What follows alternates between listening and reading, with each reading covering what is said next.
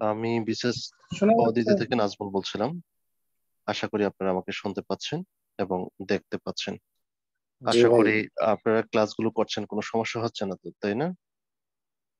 না, খুব একটা হচ্ছে না। আচ্ছা নাজমুল আচ্ছা। ভাই একটা কিছু জানার ছিল। জি ভাই বলুন।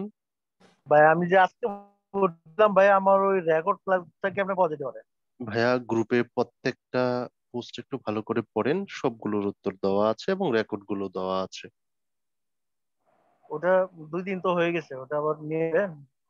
হ্যাঁ, আপনি, সমস্যা নেই। আমরা নিঃসন্দেহে আপনাকে যেহেতু ভর্তি নিয়েছি, আমরা আপনাকে ক্লাসটাকে এনশিওর করব, আর ওখানে থাকবে, সমস্যা নেই। হ্যাঁ। ঠিক আছে। নাজমুল ভাই, জি ভাই। আমি সোহাগ স্যারের রিটেন ম্যাথের ব্যাচটা সম্পর্কে একটু জানতে চাচ্ছিলাম। একটু যদি কাইন্ডলি 2 মিনিট বলতেন। আচ্ছা আচ্ছা, অসংখ্য ধন্যবাদ। স্যারের ক্লাস চলছে, প্রতি সপ্তাহে 2 দিন ক্লাস হবে। আর আপনার ক্লাস ডিউরেশন সন্ধ্যা 6টা থেকে 8টা 9টা 2 ঘন্টার ক্লাস হবে। 6টা থেকে 8টা 2 ঘন্টার ক্লাস হবে। প্রতি সপ্তাহে 2 দিন, মঙ্গল এবং বুধবার। ভর্তি ফি 1230 টাকা। আমি আপনাদেরকে, এখানে যারা শুনতে পাচ্ছেন আমাকে বা আপনারা যুক্ত আছেন, আমি আপনাদেরকে একটা মেসেজ দিতে চাই। মানে সোহাগ স্যার যে ক্লাসটা নিবে, মানে নিঃসন্দেহে রিটেনের জন্য একটা গ্রেট অপরচুনিটি। আপনাদের মধ্যে থেকে যারা আগ্রহ প্রকাশ করছেন, আপনারা যুক্ত হতে পারেন। একদম ন্যূনতম ফি। কিন্তু স্যার এখানে কি ভাইটাল ফুল একটা কোর্সে বিষয়। ক্লাস নেবেন না? হ্যালো এখানে নাজমুল একটা ভাই। ফুল কোর্সকে আমি সুযোগ দিয়েছি। ফুল কোর্সে তো যারা আসলে যারা ফুল কোর্সে ভর্তি হয়েছে তারা আসলে ডায়মন্ড পেয়েছে। কেন ডায়মন্ড পেয়েছে আমি আপনাকে বলি। কারণ সোহাগ স্যারের ক্লাস পাবে, নওয়াব স্যারের ক্লাস পাবে, শীত পাবে, লতিফ স্যারের ভোকাবুলারি পাবে, স্পেশাল ইংরেজি পাবে। মানে গ্রেট অপরচুনিটি পাবে। আমি হয়তো একটা পরিসংখ্যান দিয়েছি, যে গেছে 20 থেকে 25 হাজার টাকার ফিটা ওরা 7,200 টাকা দিয়ে নিতে পারবেন। এবার আপনারা যারা এই কোর্সে আছেন, আপনারা যদি আহ 2200 টাকা দিয়েছেন, আর বাকি 5,000 টাকা দিলে আপনারাও ফুল কোর্সে কনভার্ট হয়ে যেতে পারবেন। আমি হয়তো শীটগুলো 2-3 দিনের মধ্যে পাঠাই দেবো। শীটগুলো আপনারা পেয়ে যাবেন ইনশাআল্লাহ। নাজমুল ভাই, জি ভাই বলুন। আমরা তো ফুল কোর্সে ভর্তি আছি, ঠিক আছে? তাহলে তো সোহাগ স্যারের ক্লাস কি করতে পারবো আলাদা করে? জি জি, আজকে নোটিশ দিয়েছি। হ্যাঁ, আজকেই সন্ধ্যার একটু আগে সিদ্ধান্ত জি হয়েছে, জি। আপনারা করতে তাহলে পারবেন। হ্যাঁ। আমরা যে একটা ফি দিয়েছি ভাই, 720 টাকা ফি দিয়ে, সেটা কি ব্যাক ওটা পাবো? না, ওটা ব্যাক পাবেন। এটা আপনাদেরকে অতিরিক্ত সার্ভিস দিচ্ছি, মূলত এটা দেওয়ার কথা না। আমি স্যারকে অনুরোধ করছি যে স্যার, কারণ আপনার সবগুলো ক্লাস এককভাবে স্টুডেন্টরা পাবে না, সে কারণে এটা অতিরিক্ত আপনার সার্ভিস। আমি স্যারকে বিশেষ করে আসলে অফিসিয়ালি বলতে, এমডি স্যারের সাথে আমি কথা বলি নাই বা অন্যদের সাথেও কথা বলি নাই। আমি জাস্ট শিক্ষার্থীদের বিশেষ সুবিধা নিতে, শিক্ষার্থীদেরকে অতিরিক্ত সার্ভিস দেওয়ার জন্য আমি অনুরোধ করে নিয়েছি। এখন যদি আবার কেউ বলে যে এটা ব্যাক, না, বিষয়টা এরকম না ভাইয়া, এটা সুযোগ নেই। হ্যাঁ, এটা মূলত আপনাদেরকে অতিরিক্ত তাহলে সার্ভিস ভাই, দিচ্ছি। যারা দেয়নি এবং যারা দিলে তাদের মধ্যে একটা ডিফারেন্স হলো না? আপনি, আমার মনে হয় আপনার ফেসবুক আইডি নাম র্যাট কি যে একটা, ফাল্গুন মনে হয়, তাই না? না না, নাম কি আপনার? নাজমুল আমার নাম ভাই, মোহাম্মদ। 10-এ শুরু করবো আমি, 10-এ। হ্যাঁ, 10-এ শুরু করবে। আমরা 4 মিনিট, স্যার আমাদের সাথে যুক্ত আছেন। 4 মিনিট পরে আমরা ক্লাসে যাব, যারা আমাকে শুনতে পাচ্ছেন। ভাই, হ্যাঁ। আমি হচ্ছে আচ্ছা ভাইয়া, আপনি অদিতি নাজমুল আপনি ভাইয়া, এই বিষয়ে আমার সাথে অফিসিয়ালি কথা ব্যাচে বলে নেবেন। ভর্তি এটা আছি, আপনাকে বুঝছেন? ভাইয়া, অতিরিক্ত সার্ভিস দিয়েছি, তার মানে যে আপনি এডিশনাল প্লাস মাইনাস হবে, এটা বিষয়টা, এটা আপনাদেরকে অতিরিক্ত সার্ভিস দিচ্ছি। ধন্যবাদ। জি, আমি ভাইয়া বিশেষ কোনো প্রশ্ন থাকলে, ইংলিশের জেনারেল প্রশ্ন হচ্ছে, ছাড়া এডিশনাল কোনো ভাই প্রশ্ন থাকলে ইংলিশের আমাকে, হ্যাঁ। ওইটা হচ্ছে কবে পর্যন্ত অফার আছে? মানে মানে ইয়েটা ভর্তি কালকে থেকে, ভর্তি হলো 2500 টাকা ভর্তি। হ্যাঁ, যারা এই ইংরাজি কোর্সে ভর্তি হবে, কালকে থেকে ভর্তি 2500 টাকা। কালকে সকালে গিয়ে দেখবেন আমি আপডেট করে হ্যালো ফেলছি ফর্ম সহ। জি, হ্যালো আপনার ভাইয়া। প্রশ্নের উত্তরটা দিয়ে দিয়েছি। জি। হ্যালো ভাই, ভাইয়া, আজকে ক্লাসের পরে কি আপনার সাথে একটু যোগাযোগ করা যাবে? কোন নাম্বারে ফোন দিব? কালকে অফিস টাইমে ফোন দিবেন দয়া করে। হ্যাঁ, 11টার পরে ফোন দিবেন। কিন্তু কালকে তো অফার থাকবে না ভাইয়া। আপনার আপনার যদি আজকে অফারটা নিতে চান, সেক্ষেত্রে আপনি অদিতি ফেসবুক পেজে আপনার নাম, মোবাইল লিখে রাখবেন, আবার রেফার দিয়ে রাখবেন নাজমুল ভাই। আমি অ্যাকসেপ্ট করে নিব। অদিতি ফেসবুক পেজে মেসেজ দিয়ে রাখবেন। হ্যাঁ। অদিতির ফেসবুক পেজে জি মেসেজ জি দিয়ে রাখবো, টেক্সট জি জি। করবো? আচ্ছা হ্যাঁ, ঠিক আছে মেসেজ ভাইয়া, দিয়ে রাখেন। ধন্যবাদ। ওখানে যিনি প্রতিনিধি যারা কাজ করে 2-3 জন, ওরা যারা আছে ওরা আমাকে জানাবে, আমি কালকে গিয়ে বলে দিব। হ্যাঁ। আচ্ছা ঠিক আমি আমি আপনাদেরকে একটা গুরুত্বপূর্ণ ইনফরমেশন দিচ্ছি। প্রিয় শিক্ষার্থী, এই মুহূর্তে যারা যুক্ত আছেন তাদের উদ্দেশ্য করে বলছি, আমরা 2 মিনিটের মধ্যে আমরা ক্লাসে যুক্ত হব। জাস্ট আপনাদের সাথে ক্লাসের পূর্বে আমি একটু কমিউনিকেশন করছি। আমি নাজমুল হক, আপনাদের সামগ্রিক সেবা দিতে প্রস্তুত, বদ্ধপরিকর। আর আরেকটা বিষয় হচ্ছে, আমার মনে হয় আপনারা ফেসবুক থেকে পিডিএফ ডাউনলোড করা বা গ্রুপে এডিও দেখা, এই ধরনের সমস্যা মনে হয় আর আপনাদের নেই, আছে? ভাইয়া আসসালামু আলাইকুম। হ্যাঁ, নাজমুল ভাই ওয়ালাইকুম শুনতে সালাম। পাচ্ছেন? হ্যাঁ, হ্যাঁ, শুনতে পাচ্ছি, আপনাকে বলুন। এখন কোন নাম্বারে পাওয়া যায়? আগেকার আপনার নিজের অফিসিয়াল নাম্বার তো আপনাকে অফিস পাওয়া যায় না, একটা আপু ফোনটা রিসিভ করে। হ্যাঁ, অ্যাসাইন করা হয়েছে অফিসিয়ালি। নতুন আমাদের একজন কলিগ আছে, সহযোগী বা তো কলিগ আপনার সঙ্গে যেটাই বলে। যোগাযোগ করার কোনো উপায় আছে? ওই নাম্বারগুলোতে ফোন দিলে আমি আমার পাশের ডেস্কে ম্যাডাম বসে, আমার সাথে কানেক্ট হতে পারবেন। অবশ্যই সবচেয়ে ইম্পর্টেন্ট হলো, আমার সাথে যদি একান্ত বা অফিসিয়ালি কোনো ইম্পর্টেন্ট থাকে, আপনি 12টা থেকে সন্ধ্যা বিকাল 5টা এই সময়টার মধ্যে ফোন দিবেন, হ্যাঁ? কারণ তার আগে আমার যে কাজগুলো আমি সেগুলো করি। কেউ কথা বলতে চাইলে তারপরে সময়টা আমি দিই। ওকে ভাই। জি। আমরা এখনই ক্লাসটা শুরু করে দিব। আমি সকল শিক্ষার্থীদেরকে অনুরোধ করছি, আমরা নিঃসন্দেহে আপনাদেরকে সর্বোচ্চটুকু সেবা দিতে প্রস্তুত, কিন্তু আপনারা একটু স্টাডি করতে হবে। গ্রুপের শ্রদ্ধেয় স্যার যে নির্দেশাবলী দেয়, অবশ্যই সেই নির্দেশাবলী ফলো রাখবেন। আর যারা পূর্বের স্টুডেন্ট, তাদেরকে নিঃসন্দেহে বলার কিছু নেই, যে আমরা বেটার সার্ভিস দিই, তারা আমার সাথে একমত হবেন। তাই তো, এমন কেউ আছেন যারা পূর্বে আমাদের সেবা নিয়েছেন? জি ভাই, ভাইয়া অনেকে আছি আমরা। জি, ভাইয়া অনেকে ইংলিশের আছেন। এটা আবার একটু বলতেন, আমার নেটওয়ার্কের প্রবলেম ছিল তো। ওই কোর্সের ইয়েটা কি আজকে পর্যন্ত অফার নাকি কবে আজকে পর্যন্ত? লাস্ট ডেট, আজকে লাস্ট ডেট। আজকে 2200 টাকা দিয়ে ভর্তি হতে পারবেন রাত 12টা পর্যন্ত। কালকে থেকে 2500 টাকা ভর্তি ফি। কারণ লাস্ট আচ্ছা যে 6-7 দিন সময়, 4-5 দিন সময় দিচ্ছে, এমডি স্যার দিতে চাইনি। পরে আমি অনুরোধ করছি, স্যার অনেক শিক্ষার্থীরা ফোন দিচ্ছে, একটু প্লিজ রিকোয়েস্ট করছি। তাও প্রথম স্যার মানা করছে, পরে আবার ফোন দিচ্ছে আমরা, আচ্ছা ঠিক আছে তুমি দাও। তো সে কারণে এটা ভাইয়া, আপনাদের ওই জন্যই চিন্তা করছি। নাম্বারটা যেটা দেওয়া, ওইটাই নাম্বারটাই ঢুকতেছে না একটু, মানে যে নাম্বারটা বিকাশে দেওয়া ওইটা আচ্ছা, এটা ফোন দেওয়ার দরকার নেই, আপনি দিয়েছিলাম। 541 টাকা পাঠিয়ে দিবেন, হ্যাঁ? আমরা আচ্ছা ক্লাসে ফিরে যাই। আমরা ক্লাসে যাব। প্রিয় শিক্ষার্থী, আমরা ক্লাসে চলে যাব। স্যার আমার সাথে যুক্ত আছেন। আমরা সব সময় হয়তো 1-2 মিনিট আপনাদেরকে একটু ডিস্টার্ব করব। স্যার যুক্ত হওয়ার পূর্ব মুহূর্তটা পর্যন্ত স্যার আমার সাথে আছেন। এখন স্যার কথা স্টার্ট করলেই আমি স্টপ করে দিব, হ্যাঁ? আর আপনারা যে পরিমাণে কমেন্ট করেন, আসলে এতগুলো কমেন্ট উত্তর তো দেওয়া সম্ভব হয় না। আর যতগুলো কমেন্ট আমি দেখছি, 99% হচ্ছে অপ্রাসঙ্গিক। হ্যাঁ, প্রাসঙ্গিক গুলো আসলে খুঁজে পাই না, যে আসলে কোনোটা ইম্পর্টেন্ট মেসেজ দিব। কেউ ডাউনলোড করতে পারে না, ভিডিও দেখতে পারে না, আবার সাজেস্ট দেয় এইভাবে দেওয়ার জন্য, বা লাভ লাভ। ভাইয়া প্রথম ক্লাসটা পাই, কিন্তু ওটার গ্রুপে আছে, দয়া করে একটু দেখে নেবেন, হ্যাঁ? শ্রদ্ধেয় শ্রদ্ধেয় স্যার, আমাকে শুনতে পাচ্ছেন? শ্রদ্ধেয় শরীফ স্যার। স্যার ল্যাপটপে জয়েন করছে। প্রিয় শিক্ষার্থী, স্যার জয়েন করা মাত্রই অথবা স্যার কথা বলা মাত্রই আমি স্টপ করে দিব। আপনাদের আর কোনো প্রশ্ন আছে বা কোনো কিছু জানতে চান? হ্যাঁ, ওয়ালাইকুম সালাম, ভাইয়া বলুন। ঈদের আগে আমাদের কয় তারিখ পর্যন্ত পাঠাবো? আচ্ছা, ঈদের আগে আমরা ক্লাসটা কন্টিনিউ করব 25 বা 26 তারিখ। আমি যদি আপনার ডেটটা একটু দেখে বলি, আমাদের হলো আজকে ঈদ হলো আমাদের 29 তারিখ, তাই তো? মিউট করে দেন, সবাইকে মিউট করে দেন নাজমুল ভাই। জি স্যার। 25 তারিখ রবিবার। স্যার, আপনার মাইক্রোফোনটা একটু মিউট হয়ে গেছে, দয়া করে একটু আনমিউট করবেন। জি, আমার কথা শুনতে পাচ্ছেন? আশা করি আপনারা শুনতে পাচ্ছেন। ভাই একটা প্রশ্ন করেছিল, কবে থেকে বন্ধ হতে পারে? 28 তারিখ শুক্রবার আছে, হ্যাঁ? ঈদ হলো 29 তারিখে, 27 তারিখ বন্ধ, 26 তারিখ অফিস খোলা থাকবে, বা 26 তারিখও বন্ধ হতে পারে, সোম মঙ্গলবার, রবি মঙ্গল। আপনাদের বন্ধটা হতে পারে 25 তারিখ থেকে 25 তারিখ থেকে 3 তারিখ সম্ভব, হ্যাঁ, নট শিওর। 25 তারিখ থেকে, অথবা 25 তারিখ ক্লাস হতে পারে, 26 তারিখ থেকে 3 তারিখ পর্যন্ত বন্ধ থাকতে পারে, এটা নট শিওর। আমি গ্রুপে আপনাদেরকে জানিয়ে দেবো, হ্যাঁ? একটা ভাইয়া প্রশ্ন করেছিলেন, তো তাই আমি সম্ভাব্য আপনাদেরকে ইনফরমেশনটা দিলাম। ঠিক আছে?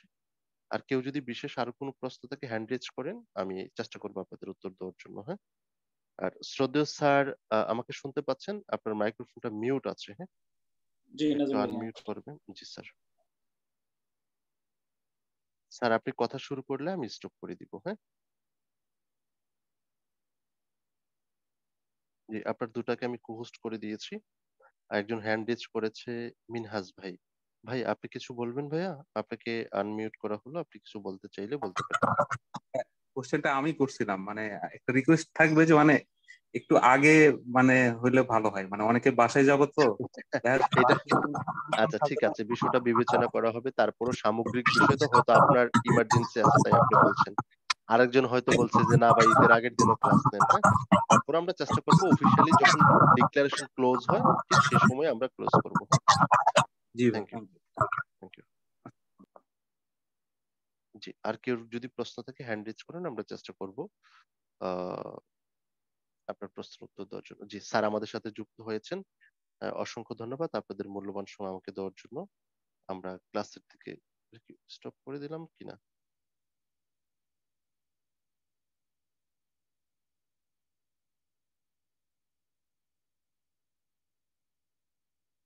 আপনাদেরকে একটা গুরুত্বপূর্ণ ইনফরমেশন দিচ্ছি। হ্যাঁ, আপনাদেরকে বলা হয়েছিল আপনাদের নামের পূর্বে আপনাদের মোবাইল নাম্বারের সর্বশেষ 3টা ডিজিট লেখার জন্য।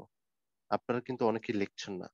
হয়তো আর 1-2টা ক্লাস পরে ওই সকল শিক্ষার্থীরা কিন্তু গ্রুপে জয়েন হতে পারবেন না বা জুমে ক্লাস করতে পারবেন না। এই ক্লাসটা করতে পারছেন হয়তো আমরা আপনাকে ফ্রি ক্লাস দিয়েছি, তারই প্রেক্ষিতে আপনি করতে পারছেন, কিন্তু 2 দিন পরে কিন্তু সেই সুযোগটা পাবেন না। নাম্বার 1। নাম্বার 2 হলো কোনো শিক্ষার্থী যদি কোনো প্রকার অসৎ উপায় ব্যবহার করেন, আমি ব্যবহারগুলো নাই বললাম, অসৎ উপায়গুলো নাই বললাম, কোনো প্রকার অসৎ উপায় বা কোনো যদি নেগেটিভ কাজ করেন, যে কোনো ধরনের ক্লাস বা এটসেট্রা, উভয় শিক্ষার্থীকে, যারা করেন এবং যারা যারা এটার সাথে সম্পৃক্ত থাকবেন, উভয় শিক্ষার্থীকে কিন্তু পানিশমেন্টের আওতায় এবং গ্রুপ থেকে আপনার উইদাউট পেমেন্টে সাসপেন্ড করে দেওয়া হবে। হ্যাঁ, তো দয়া করে এই ধরনের কেউ অপরাধে জড়াবেন না এবং নিজের যে একটা পার্সোনালিটি আছে সেটা যেন কখনো নষ্ট না করেন, নিজের সম্মান যেন নষ্ট না হয়। ইতিমধ্যে আজকে 2জনকে আমরা ধরেছি, 2টা মিসিং ছিল, তো আমরা আপনাদেরকেও সকলকে সতর্ক করছি এই ধরনের কেউ যেন না করেন। হ্যাঁ স্যার, আপনার কথা শুনতে পাচ্ছি আমি একটু। জি স্যার। স্যার আপনার মাইক্রোফোনটা মিউট হয়ে গেছে স্যার। ওকে নাজমুল ভাই, জি স্যার। সবাই শুনতে পাচ্ছ কিনা? জি স্যার, শুনতে পাচ্ছি স্যার। এই আসসালামু আলাইকুম, সবাই ভালো আছো কিনা?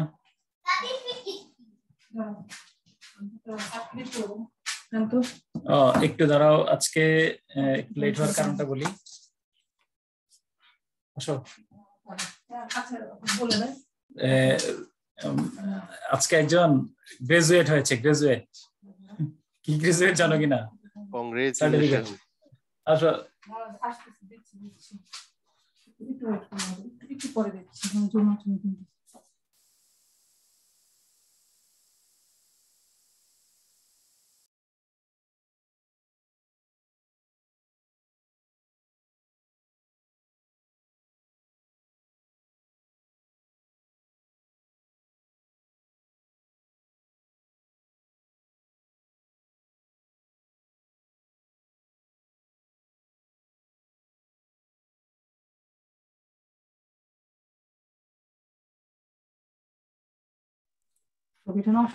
ওকে, এই যে মাশাআল্লাহ মাশাআল্লাহ, অনেক সুন্দর লাগছে হ্যাঁ তোমাকে। বলো, গ্রাজুয়েট দেখতে পাচ্ছেন? জি সে স্যার, দেখতে গ্রাজুয়েট পাচ্ছি। কোথা থেকে? আজকে তার গ্রাজুয়েশন ডে ছিল। এটা হলো কি প্রি কে থেকে 1-এ উঠেছে। মাশাআল্লাহ মাশাআল্লাহ। কিন্ডারগার্টেনে, হ্যাঁ সরি, প্রি কে থেকে কিন্ডারগার্টেনে। হ্যাঁ ওকে, হ্যাঁ মাশাআল্লাহ, কংগ্রেচুলেশন। এই যে সার্টিফিকেট। হ্যাঁ, এই ওদের এই জন্য আমার লেট হয়েছে একটু। ওকে,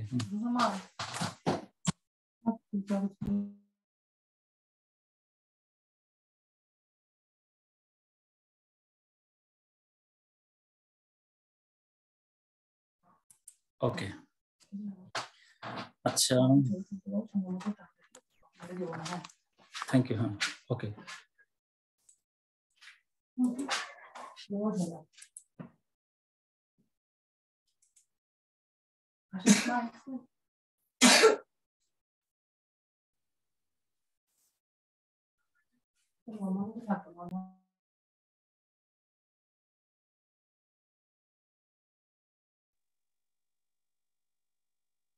স্যার আপনার মাইক্রোফোনটা সম্ভবত মিউট হয়ে গেছে স্যার।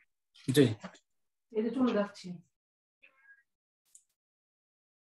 ওকে। আমার কথা স্পষ্ট শুনতে পাচ্ছ কিনা একটু সবাই? হ্যাঁ, কমেন্ট বক্সে লিখো। ওকে, হ্যাঁ জি স্যার, আমরা স্পষ্ট আপনার কথা শুনতে পাচ্ছি স্যার। জি, ঠিক আছে। ওকে, এই বাট আনমিউট করতে পারছি না। আনমিউট করার দরকার নাই, এখন শুধু কথা শুনো। হ্যাঁ, ওকে, ঠিক আছে।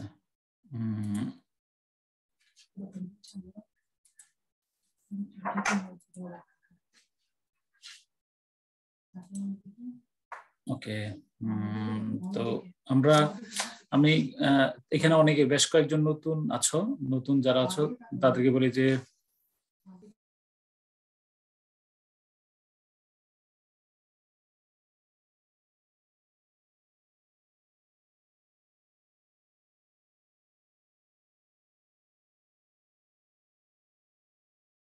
স্যার আপনার মাইক্রোফোনটা মিউট হয়ে গেছে স্যার।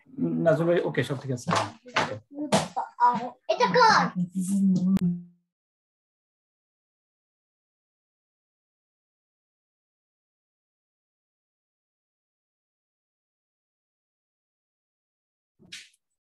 আচ্ছা, তো এখন আমরা কি করব?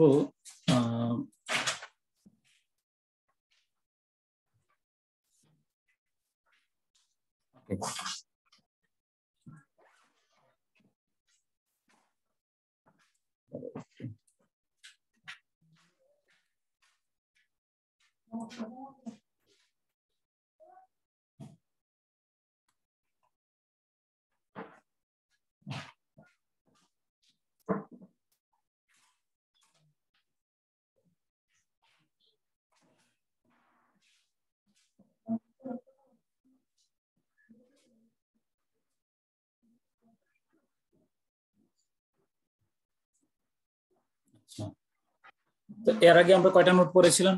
একজন একটু ইয়েতে মেসেজে বলো, কতজন, মানে কয়টা নোট আমরা টোটাল? সম্ভবত 3টা বা 4টা নোট পড়েছিলাম।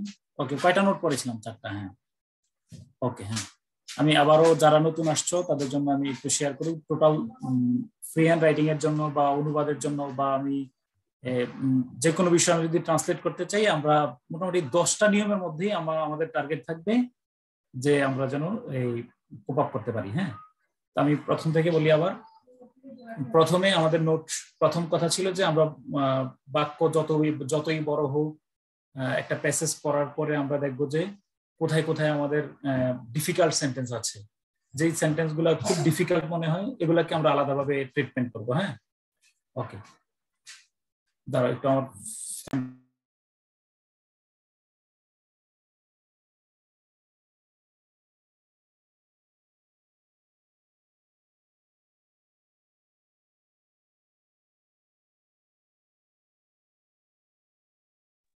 তো প্রথম কথাই ছিল আমাদের, প্রথমে যদি কোনো বাক্য অনুবাদ করতে আমাদের সমস্যা হয়, মনে রেখো জিস্ট কথা, গত 4টা লেকচারের মূল কথা যেটা ছিল, আমরা কোনো কোথাও যদি অনুবাদ করতে আমাদের সমস্যা হয় তাহলে আমরা প্রথমে কি করব? আগে বাছাই করব, ফিল্টার করব যে আমি এটা আমার এই সেন্টেন্স আমার স্ট্রাকচারের মধ্যে আসছে কিনা। যদি না আসে তাহলে আমরা আমাদের স্ট্রাকচারে নিয়ে আসবো। স্ট্রাকচার মানে মূলত 2টা, মনে রেখো, মূলত 2টা বা 3টা স্ট্রাকচার ভালোভাবে মাথায় রাখলে অনুবাদটা হয়। প্রথমটা হলো ওই যে নোট 2তে আমরা যেটা করেছি, সাবজেক্ট প্লাস ভার্ব প্লাস কাকে কি কোথায়, প্রশ্নের উত্তর, মানে ইনভেস্টিগেশনের মাধ্যমে আমরা উত্তরগুলা বসানো। তাহলে সাবজেক্ট প্লাস ভার্ব প্লাস কাকে কি কোথায় কখন কিভাবে কেমন, এই ধরনের প্রশ্নগুলা করে আমরা কি করব? উত্তর বের করব। ওকে, হ্যাঁ, আচ্ছা দেখাচ্ছি। আর কালকে রুসাফা ফার্স্ট হয়েছে, এই যে আমি দেখাচ্ছি যে রুসাফা এখানে, এই যে তোমার এই যে স্পিচের টপিক কি ছিল?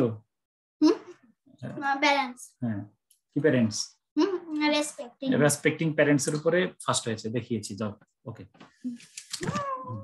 তারপরে কি বললাম? তো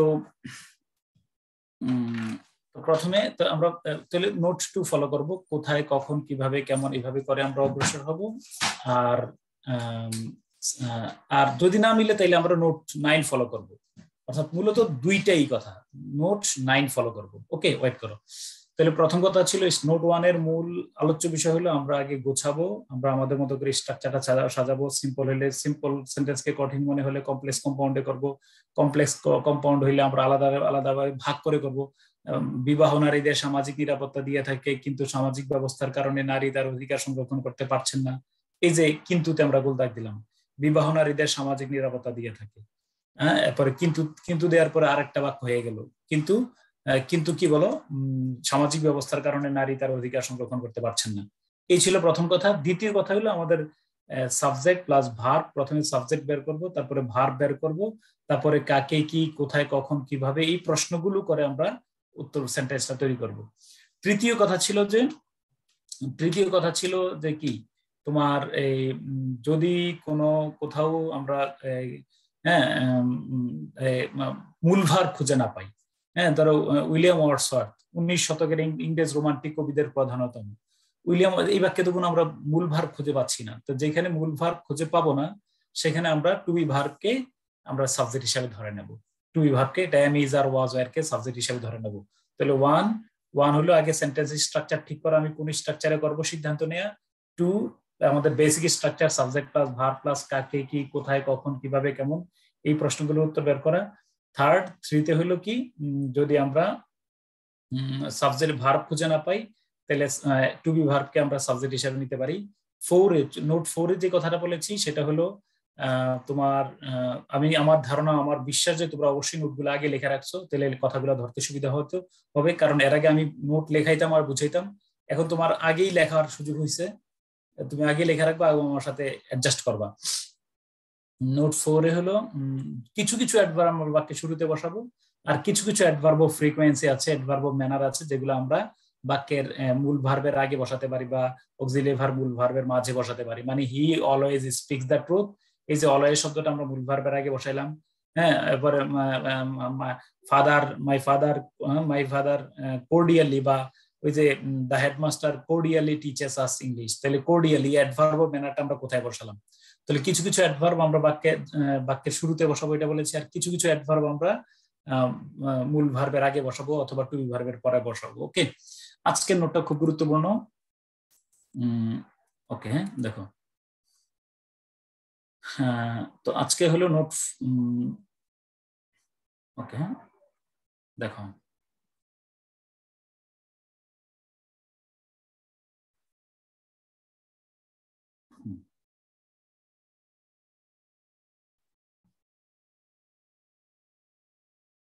ওকে, দিস ইজ দ্য পয়েন্ট।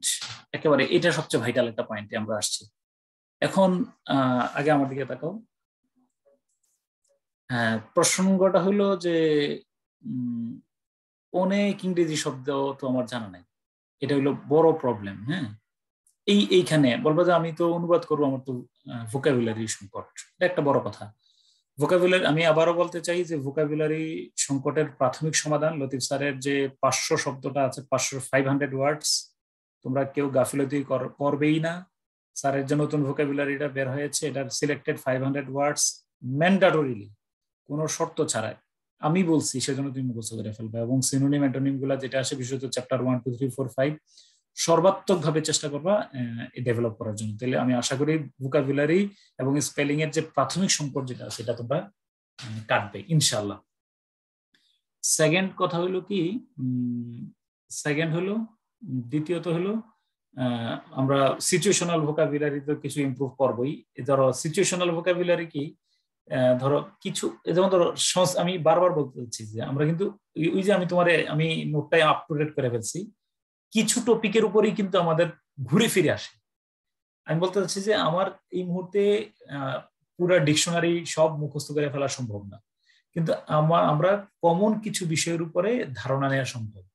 যেমন আমি বললাম যে ধরো গতবার কালচার নিয়ে আসছে, ব্লু ইকোনমি নিয়ে অনুবাদ আসছে, ধরো এভাবে করে দেখবো যে লিবারেশন ওয়ার নিয়ে আসছে। একেবারে মোস্ট ইম্পর্টেন্ট যে টপিক গুলা এই রিলেটেড ভোকাবুলারি আমরা কিছু এনরিচ করার চেষ্টা করবো। আমি প্র্যাকটিস শিটেও কিছু সলভ করাবো, আর পাশাপাশি আমি ওই যে গাইডলাইনটা দিয়েছি যে বাংলা রচনাগুলোর ইংলিশ অথবা ইংলিশ রচনাগুলোর বাংলা অনুবাদ অর্থাৎ ব্লু ইকোনমি, সাস্টেনেবল ডেভেলপমেন্ট অর্থাৎ যেই রচনাগুলো আমি খুব গুরুত্বপূর্ণ মনে করছি ওই ধরনের ভোকাবুলারি আমরা এনরিচ করব। তাহলে ভোকাবুলারির জন্য আমি বলছি যে সিচুয়েশনাল ভোকাবুলারি, প্লিজ আমি অনেকবারই কথাটা বলছি, সিচুয়েশনাল ভোকাবুলারি। তুমি চাইলে আমি এখন মেডিকেলের ভোকাবুলারি আমার দ্বারা, জিআরই জিমেটের ভোকাবুলারি আমার দ্বারা সম্ভব না। অর্থাৎ আমি চাই যে পরীক্ষায় কোন ধরনের কথাগুলো বেশি আসে সেই ধরনের ভোকাবুলারি গুলা আমরা এনরিচ করবো। এই যে রোহিঙ্গা নিয়ে আসছে, তো রোহিঙ্গা তো আমাদের গুরুত্বপূর্ণ বিষয়। তুমি দেখবে যে অনুবাদ গুলো কিন্তু আমাদের কনসেপ্ট গুলার সাথে, যেগুলো আমরা মোস্ট ইম্পর্টেন্ট মনে করি সেগুলোর সাথে কিন্তু আসছে। তো এখন বলবা যে আমার তবু আমার ভোকাবুলারি কমন পড়ে নাই, সেক্ষেত্রে আমি কি করব? ওকে, সেক্ষেত্রে এই পয়েন্টটা বেশ গুরুত্বপূর্ণ। ওকে, তো দেখো তো আমি বলছি আমার প্রথম নোট 5 এর কথা ছিল এটা, যে কোনো বাংলা শব্দের হুবহু ইংরেজি জানা না থাকলে, আমার আশা তোমরা লিখে রাখছো, আমার লেখার দরকার নেই, আগে বুঝানো। কোনো বাংলা শব্দের হুবহু ইংরেজি যদি না জানি আমরা, তাহলে প্রথমে ওই শব্দটার একাধিক সমার্থক শব্দ বা নিজস্ব ভাষা খুঁজে নেব। এখন আমার আগে টেকনিকটা বুঝবো। আমি কি এখানে আমি উদাহরণ হিসাবে কি লিখেছি, যেমন ধরো তারা শীতে রোদ পোহায়। ধরো বাংলাদেশ ব্যাংকের একটা 2012 সালের যে ওই সুন্দরবনের যে প্যাসেজটা ছিল সেখানে লেখা ছিল যে তারা শীতে রোদ পোহায়। মানলাম দে বাস্ক ইন উইন্টার, তারা শীতে রোদ পোহায় মানে দে বাস্ক ইন উইন্টার। হ্যাঁ, দে বাস্ক ইন উইন্টার। হ্যাঁ, তাহলে এখন তো আমার তোমার বাস্ক শব্দের ইংরেজি জানা নাই, তাহলে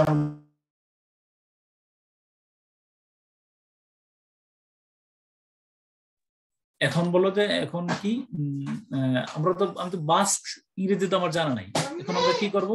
এখন আমরা বলবো যে তাহলে এটাকে মানে আমরা রিসিভ করি যে তারা শীতে রোদ পোহায় মানে কি? রোদ পোহায় মানে তারা শীতে রোদ উপভোগ করে। খেয়াল করে দেখো, আগে এটা থেকে অনেকগুলা বিষয় দেখবো যে সলভ করার সুযোগ থাকবে। মানে তোমার যে ট্রান্সফরমেশন অফ মানে থট, তারা শীতে রোদ পোহায় মানে কি? তারা রোদ উপভোগ করে, রোদটা অনুভব করে, ফিল করে। তাহলে দে ফিল, হ্যাঁ, they feel sunlight, they enjoy sunlight, they enjoy the ray of sun in winter. তাহলে আমরা যারা দে বাস্ক ইন উইন্টার জানি না, তারা কিন্তু বিকল্প ভাবে আমি আমার অভিমতটা প্রকাশ করতে পেরেছি। তাহলে কি হলো? দেখবো যে আমার আটকে গেল না, এই বাক্যটা থেকে আমি রয়ে গেলাম না, মোটামুটি আমার একটা একটু দূরে গেলেও কিন্তু আমি ভাবানুবাদটা করে দিয়ে আসতে পেরেছি। তো এটা একটা ভাইটাল বাক্য, তোমরা মনে রেখো যে আমি কি বাক্যটা বললাম, যে আমি বললাম যে ধরো যে তারা শীতের রোদ পোহায়, দে বাস্ক ইন উইন্টার, যাদের ভোকাবুলারি ভালো আছে তারা পারলো, কিন্তু আমি যেহেতু আমি এটা পারছি না, তাহলে আমি বিকল্প কোনো ওয়েতে কোনোভাবেই অন্যভাবে হলেও কি আমি এক্সপ্রেশনটা প্রকাশ করতে পারি কিনা। যে তাহলে আমি কি বললাম যে they feel sunlight, they enjoy the ray of sun in winter, তাই না? In winter they enjoy the ray of sun. হ্যাঁ, ওকে, দ্য সানলাইট, তাহলে তারা সূর্যের আলোটাকে তারা উপভোগ করে, এই তো তারা শীতের রোদ পোহায়। আবার ধরো এখানে কি বললাম, এখানে আসছে যে সারা বিশ্ব তখন বুঝতে পারে বাংলাদেশ পাকিস্তানের বিরুদ্ধে পাঞ্জা দিয়ে লড়াই করছে, যুদ্ধ করছে। প্লিজ এই অনুবাদের টেকনিকটা ভালো করে দেখো, বাক্য পাইলে অনুবাদ করতে যাবে না, আগে প্রথমে সাবজেক্ট, ফলো নোট 2। তাহলে কি এই দেখো আমি কই এটা ধরো এই আসো, এই দেখো সারা বিশ্ব তখন বুঝতে পারে, হ্যাঁ, তখন বুঝতে পারে বাংলাদেশ পাকিস্তানের বিরুদ্ধে পাঞ্জা দিয়ে যুদ্ধ করছে। তাহলে কে যুদ্ধ করছে? বাংলাদেশ। তাহলে বাংলাদেশ হলো সাবজেক্ট। তাহলে বাংলাদেশ যদি সাবজেক্ট হয়, তাহলে বাংলাদেশ দেখো, বাংলাদেশ সরি আচ্ছা হ্যাঁ সরি, সারা বিশ্ব তখন বুঝতে পারে। আমি ভুল বলছি, এখানে দেয়ার আর 2 সেন্টেন্সেস হিয়ার, এখানে 2টা বাক্য। আগে দেখো প্রথম বাক্যটা হলো সারা বিশ্ব তখন বুঝতে পারে, দেয়ার বুঝতে পারে, can understand, this is a finite verb.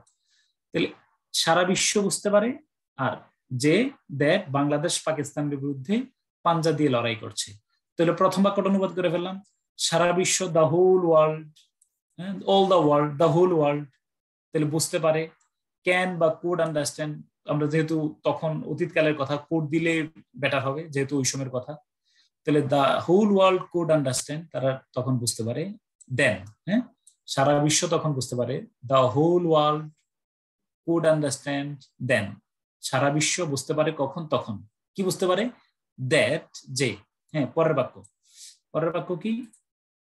পরের বাক্যটা হলো যে বাংলাদেশ পাকিস্তানের বিরুদ্ধে পাঞ্জা দিয়ে লড়াই করছে, যুদ্ধ করছে। তাহলে কে লড়াই করছে? বাংলাদেশ। তাহলে বাংলাদেশ, এই হলো বাংলাদেশে আমাদের সাবজেক্ট, বাংলাদেশ লিখলাম। বাংলাদেশ ইজ বা ওয়াজ ফাইটিং। আমরা ইজ দেব না ওয়াজ দেব? যেহেতু ক্যান দিলে দিবা ইজ, আর কুড দিলে দিবা ওয়াজ। যেহেতু এটা অতীতকালের ঘটনা, তাহলে আমরা পাস্টে নিয়েও নিতে পারি, কিন্তু হিস্টোরিক্যাল প্রেজেন্ট হিসাবে প্রেজেন্টে নিলেও যে একদম কেটে দেবে এমনটাও না, তবে এখানে পাস্টে নিলেই বেটার হবে। তাহলে the whole world could understand that. হ্যাঁ, the whole world could, the whole world then could understand. Then শব্দটা যেহেতু অ্যাডভার্ব, তুমি চাইলে কিন্তু আগে পরে এনে বসাইতে পারো, no problem. The whole world then could understand that, সারা বিশ্ব তখন বুঝতে পারে যে বাংলাদেশ পাকিস্তানের বিরুদ্ধে পাঞ্জা দিয়ে লড়াই করছে।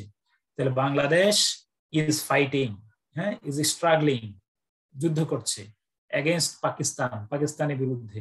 এখন পাঞ্জা দিয়ে কিভাবে লড়াই করছে? পাঞ্জা দিয়ে আমি কি তাহলে লিখে দেবো উইথ পাঞ্জা? না। তাহলে পাঞ্জা দিয়ে শব্দের অর্থ তো আমার একিউরেটলি জানা নাই। তাহলে পাঞ্জা দিয়ে মানে কি? মানে একেবারে সর্বান্তকরণে, wholeheartedly, with all force, সর্বশক্তি দিয়ে, হ্যাঁ, মানে হ্যাঁ, মানে ভিহিমেন্টলি, স্ট্রংলি, হ্যাঁ, হোল হার্টেডলি, মানে তুমি যেই শব্দটা দিয়ে তুমি এক্সপ্রেস করতে পারো। পাঞ্জা শব্দটা মানে হলো যে এখানে সর্বাত্মক ভাবে, হোল হার্টেডলি, হ্যাঁ, উইথ অল ইটস এফোর্টস। হ্যাঁ, তাহলে ফোর্সিং ইটস অল এফোর্টস। তাহলে কি বল, যেভাবে আমি এই পাঞ্জা শব্দের ইংরেজি আমার জানা না থাকলেও পাঞ্জা বাংলা তো আমি বুঝতে পেরেছি। তাহলে আমি আবার এই কথা এখানে বললাম, আমি বললাম কোন বাংলা শব্দের ইংরেজি যদি আমরা না জানি, আমি বাংলা শব্দটাকে আগে মানে কি করব বলো, মানে এর একাধিক সমর্থক শব্দ, সিনোনিম বা নিজস্ব ভাষা খুঁজে বের করার চেষ্টা করব। তাহলে একটু দুর্বল হলেও অনুবাদ চলে আসবে। দেখবে যে শেষ পর্যন্ত আমি আবারও তোমার কথা দিলাম, বিসিএস রিটেন পরীক্ষার এই পর্যন্ত যত প্রশ্ন আসছে, তুমি শুধু আমার এই কথাটাতে বিশ্বাস রাখো যে এমন কোনো বাক্য নাই বললেই চলে, দুই একটা ছাড়া, যেই শব্দটার জন্য তোমার ডিকশনারি দেখা লাগবে। মনে রাখবে, ডিকশনারি দেখলে হয়তো তুমি একটু আপ টু ডেট বা আপগ্রেডেড শব্দটা তুমি পারবে, কিন্তু যেই শব্দটা আমি বলে অনুবাদ করবো সেই শব্দটা তুমি অবশ্যই জানো। তো এই, হ্যাঁ, এই টেনশন নেওয়ার দরকার নেই। আচ্ছা, এখন একটা কথা আছে। কথাটা কি? এখন বলবা যে এবার একটু ভিন্ন এই কথাটা আমি বুঝিয়ে বলি। এবার দেখো আমি পয়েন্টটা কি বলতেছি, একটু গুরুত্বপূর্ণ পর্যবেক্ষণ। এবার আমার পর্যবেক্ষণটা শুনো। একটি প্যাসেজে দুই ধরনের শব্দ থাকতে পারে। শুনো, একটা প্যাসেজে দুই ধরনের শব্দ থাকে। একটা হলো আনএভয়েডেবল টাফ ওয়ার্ড, আর একটা হলো অ্যাভয়েডেবল টাফ ওয়ার্ড। তুমি একদম কানের মধ্যে শুনে রাখো, একটা পুরো প্যাসেজ আমরা যে অনুবাদটা করব, এই পুরো প্যাসেজটার মধ্যে দুইটা শব্দ আছে। কঠিন শব্দ দুই ধরনের। কঠিন শব্দকে আমরা দুইটা ভাগে ভাগ করে নিই।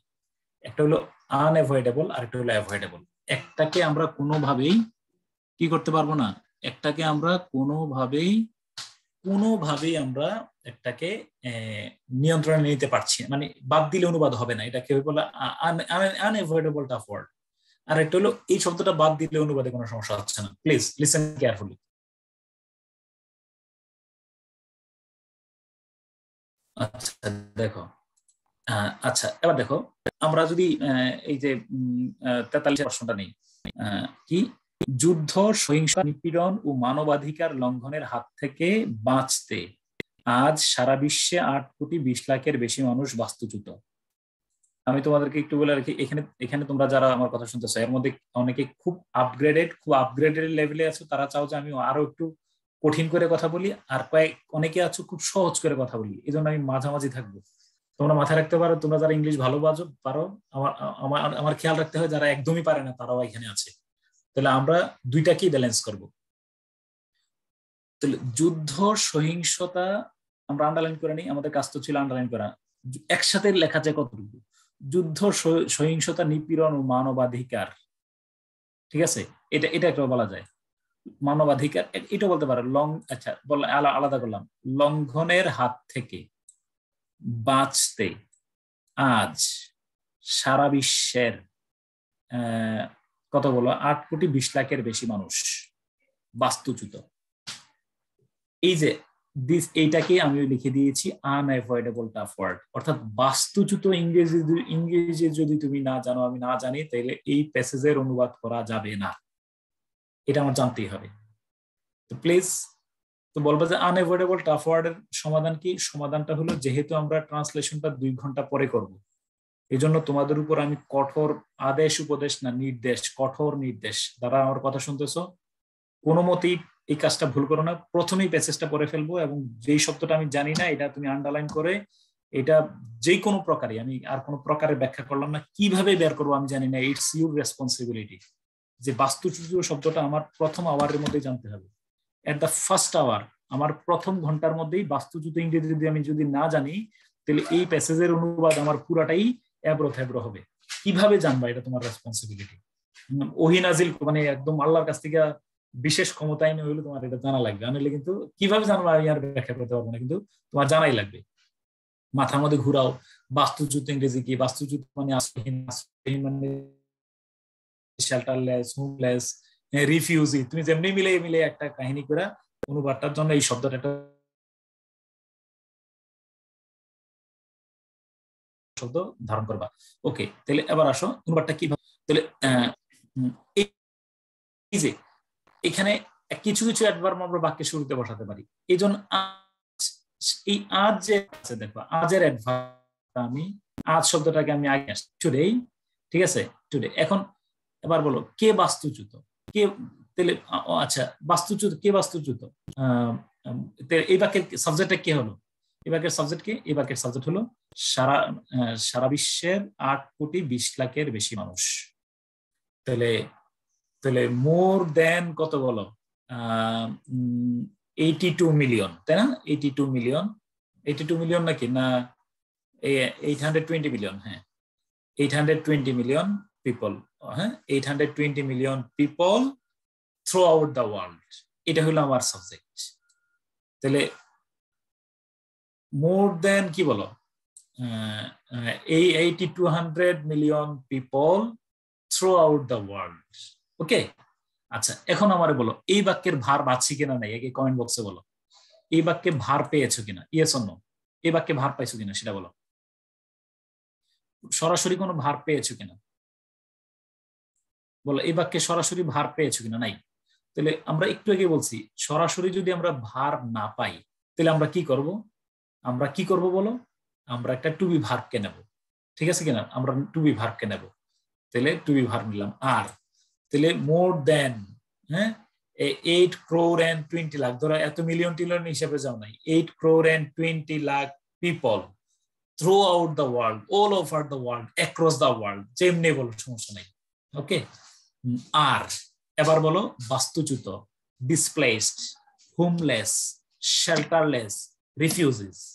ওকে, তুমি যেটা তুমি বলো না, হোমলেস, শেল্টারলেস, আশ্রয়হীন, হোমলেস তো তোমার পারার কথা, বাস্তুচ্যুত। ওকে, এরপরে হ্যাঁ এবার আসো, ওই যে আমি বললাম অনুবাদ যদি কখনোই হারিয়ে যাও, কখনোই তুমি লাইনচ্যুত হও, তাহলে আমার শুধু এই কথাটা মনে রেখো, অনেকবার আমি 100 বার আমি তোমাকে প্রমাণ করব, শেষ থেকে শুরুর দিকে আমি নোট 9-এ যেটা বলবো বিস্তারিত, শেষ থেকে শুরুর দিকে যাইতে থাকো, তাহলে টু এসকেপ, টু ফ্লি, বুঝছো কিনা, বাঁচতে, হ্যাঁ টু এসকেপ, পালাতে, হ্যাঁ ফ্রম দা কি বলো, টু গেট রিড অফ, বাঁচতে মানে মুক্তি পেতে, টু গেট রিড অফ, হ্যাঁ ফ্রম দা কি বলো, টু গেট রিড অফ কি বলো, এই যে এই তাহলে যুদ্ধ, সহিংসতা, নিপীড়ন, তাহলে কি বলো যুদ্ধ ইংলিশ কি, ওয়ার, এরপরে কি বলো ভায়োলেন্স, হ্যাঁ এরপরে নিপীড়ন, হ্যাঁ টর্চার, এরপরে অ্যাগ্রেশন যেটা বলবো, হ্যাঁ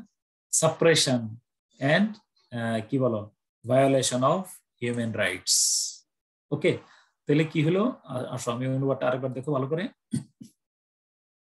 সারা বিশ্বে দেখো টুডে, এখন দেখো টুডে মোর দেন 82 মিলিয়ন, 82 মিলিয়ন নাকি 82 মিলিয়নে কত হয়? আমি কি গাণিতিক হিসাব ভুল করছি কিনা? ঠিক আছে, 820 নাকি 82? 82 কোনটা বলো তো?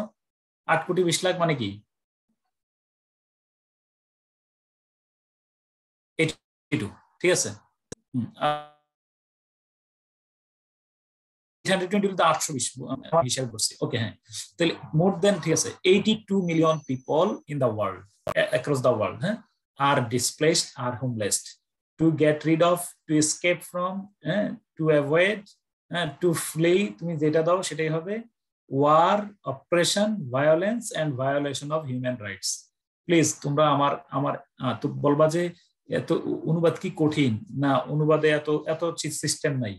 আমার সাথে আসো, আমার দিকে তাকাও আরেকবার, তাকায় জাস্ট একটা সিস্টেম মনে রাখো। এই এই যুদ্ধ, মানবাধিকার, সহিংসতা ও যুদ্ধ, সহিংসতা ও মানবাধিকার লঙ্ঘনের হাত থেকে বাঁচতে সারা বিশ্বে আজ এত কোটি মানুষ বাস্তুচ্যুত। এই অনুবাদ করার সময় দুনিয়ার সকল মানুষের ইংরেজির মিল কতটুকু থাকতে হবে? এতটুকুই থাকতে হবে। মানে তাহলে এত কোটি মানুষ, এটা হলো এত কোটি মানুষ আর বাস্তুচ্যুত। 82 মিলিয়ন পিপল আর হোমলেস। শুধু এতটুকু ঠিক থাকলে চলবে। সাবজেক্ট হলো 82 মিলিয়ন পিপল, এটা যদি সাবজেক্ট বানাও, আর হলো ভার, আর হোমলেস হলো কমপ্লিমেন্ট। তো এরপরে যদি বলো তুমি অ্যাক্রস দা ওয়ার্ল্ড শেষে নাও, টু ডে শুরুতে নাও, টু এসকেপ ফ্রম, যত অ্যাডভার্বিয়াল আছে তুমি শুরু শেষ যে কোনো জায়গায় বসাও, কোনো আপত্তি নেই। প্লিজ শুধু একটু আবার কথা শুনো, আমি আবার দেখে দেখে তোমার বলতেছি। দেখো কি বললাম, এই যে ধরো আমি যদি বলি টু গেট রিড অফ, মনোযোগ দিয়ে শুনো, টু গেট রিড অফ, এখান থেকে আমি শুরু করি। যদি আমি যদি অনুবাদটা করি যে এটা থেকে বাঁচতে, দেখো আমি যদি অনুবাদটা এখান থেকে শুরু করি, to get rid of war, oppression, violence, and violation of human rights. Today, more than 82 million people across the world are displaced. অথবা আমি যদি বলি today to avoid to get rid of, to escape from কি বলো war, oppression, violence, and violation of human rights. More than 82 million people are shelterless throughout the world. তাহলে আমার সাথে একটু কথা বলো, শুধু more than 82 million people are homeless, এই কথাটা ঠিক রেখে বাকি যতগুলা কথা আছে, যতগুলা অ্যাডভার্বিয়াল আছে, today, across the world, two escape from, এই সবগুলা আমরা যেই কোনো জায়গায় বসাইলে আমার অনুবাদে কোনো সমস্যা আছে কিনা নাই? হ্যাঁ বা না বলো, হ্যাঁ বা না বলো। তোমার সাথে আমার এগ্রিমেন্ট এতটুকু, কঠিন করে ভাইবো না। তুমি যেমনি বসাও সামনে বসাও, টুডে কোন জায়গায় বসাইবে আমি আই ডোন্ট নো। তুমি টু এসকেপ ফ্রম এইগুলা থেকে বাঁচতে কোথায় বসাইবে আমি জানি কি। অ্যাক্রস দ্য ওয়ার্ল্ড তুমি কোন জায়গায় বসাও তোমার ইচ্ছা, কিন্তু আমার সাথে কমিট।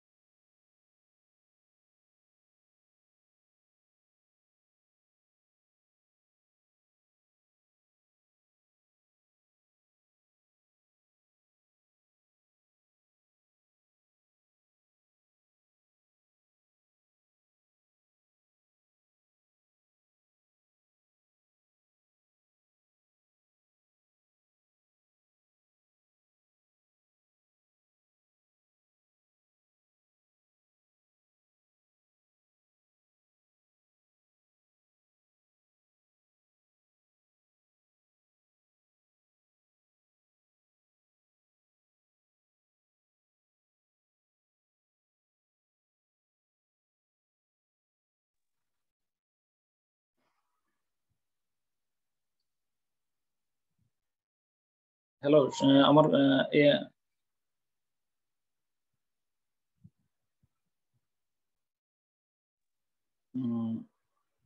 একটু একটু দাঁড়াও, আমার ওই ওই পাশে তোমার আবার নেটওয়ার্কের প্রবলেমের কারণে একটু প্রবলেম হচ্ছে। ওকে, দাঁড়াও, ওয়েট করো। হ্যাঁ, আমার ল্যাপটপ থেকে আমার একটু প্রবলেম হয়েছে, ল্যাপটপে একটু ডিসকানেক্টেড দেখাচ্ছে। হ্যাঁ, একটু ওয়েট করো।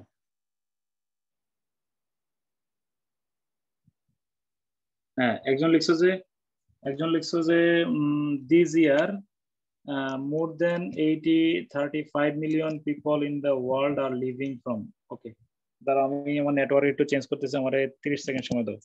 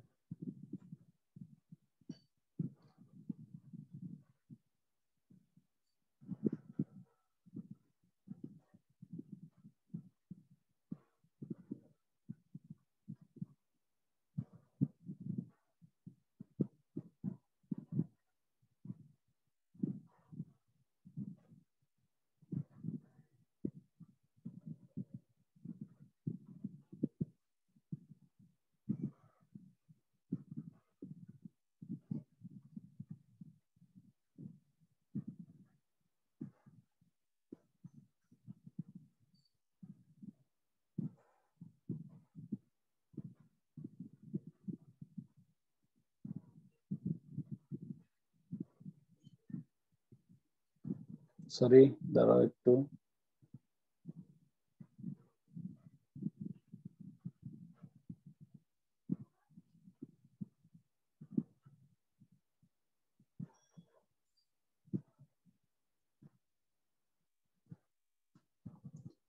ও তাহলে রিফিউজের সংখ্যা কত আসছে বললা আজকে?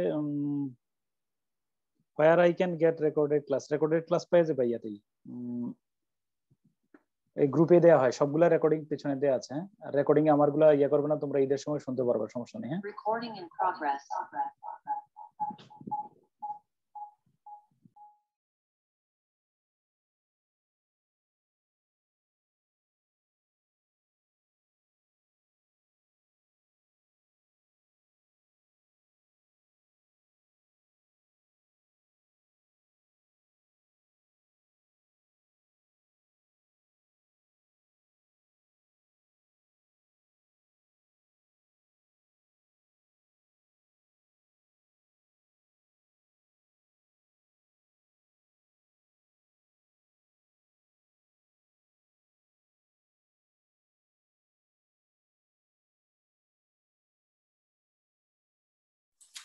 extremely sorry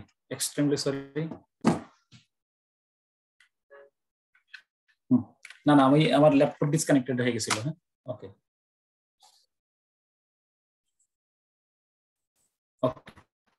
তো ওকে কিনা? ওকে, হ্যাঁ তাহলে আচ্ছা এবার আসো,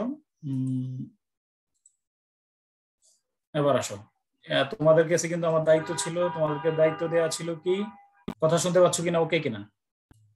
তোমাদের সাথে আমার রিকোয়েস্ট ছিল একটাই যে কি করবে, ওই যে এই অনুবাদটাও কিন্তু আজকে আমি যতটুকুই পড়াই, তুমি তোমার বন্ধু লাইব্রেরিতে যাও বা যেখানে যাও, তুমি অল্প অল্প করে তোমার বন্ধুরা শুধু শেয়ার করো। আমি যে তুমি বলবা যে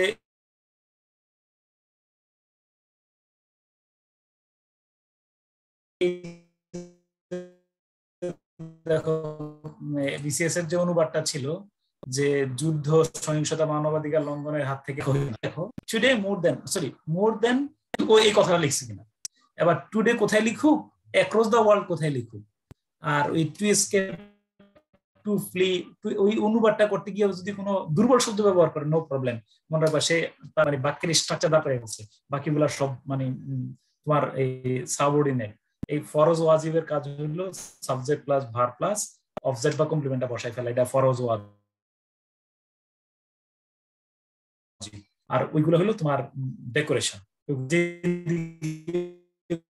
তুমি বসাও, কোনো সমস্যা নেই, আশা করি আমি। আচ্ছা এরপরের পয়েন্টটা হলো ওকে, আচ্ছা এবার আসো, এবার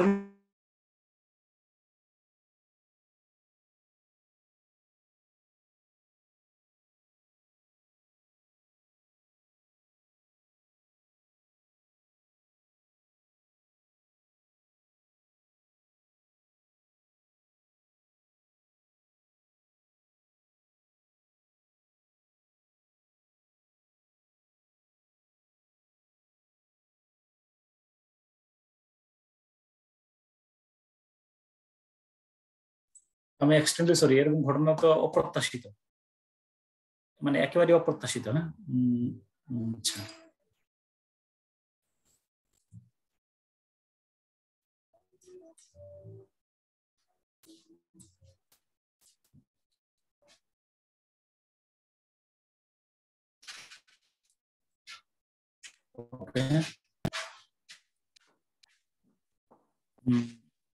এবার আসো, এবার অ্যাভয়েডেবল টাফ ওয়ার্ড মানে হলো কিছু শব্দ আমরা ধরো জানাই নাই। হ্যাঁ, কিছু শব্দ আমার যেমন জানাই নাই, যেমন ধরো এটা কি বোঝা যাচ্ছে কিনা দেখি।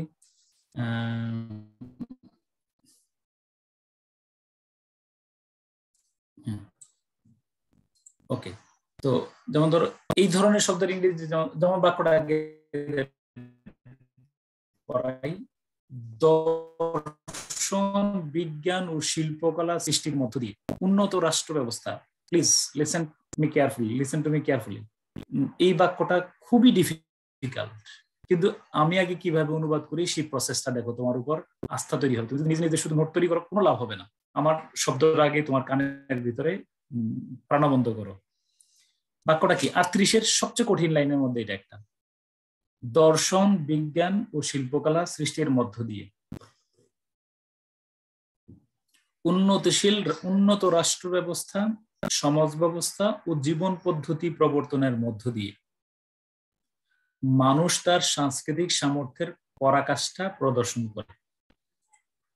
প্লিজ, এই আজকের ক্লাসের সবচেয়ে গুরুত্বপূর্ণ অংশ, যেটাতে আমরা 38-এর অনুবাদ করতে গেলে তুমি দেখবা যে আজকে তোমার একটু দেখো কলম ভাঙিয়া যাওয়ার মতো পরিস্থিতি হবে তোমার, শুধু কারণই আমার সিস্টেমের বাইরে যখন যাবে তখন অনুবাদ নষ্ট হয়ে যাবে এজ এ বিগিনার। বাক্যটা কি? বাক্যটা হলো দর্শন, বিজ্ঞান ও শিল্পকলা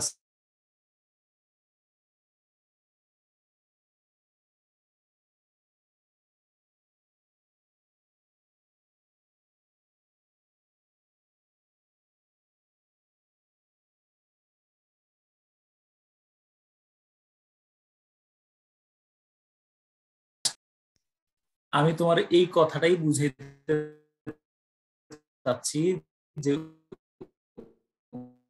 অনুবাদে যদি আমি আকাশটা শব্দটা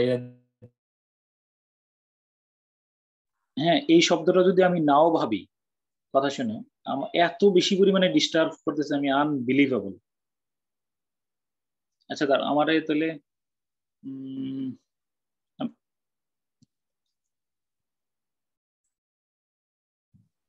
তো আমরা কোন পয়েন্টে ছিলাম?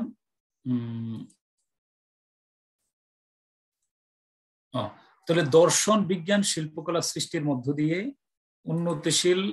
উন্নত রাষ্ট্র ব্যবস্থা, সমাজ ব্যবস্থা ও জীবন পদ্ধতি প্রবর্তনের মধ্য দিয়ে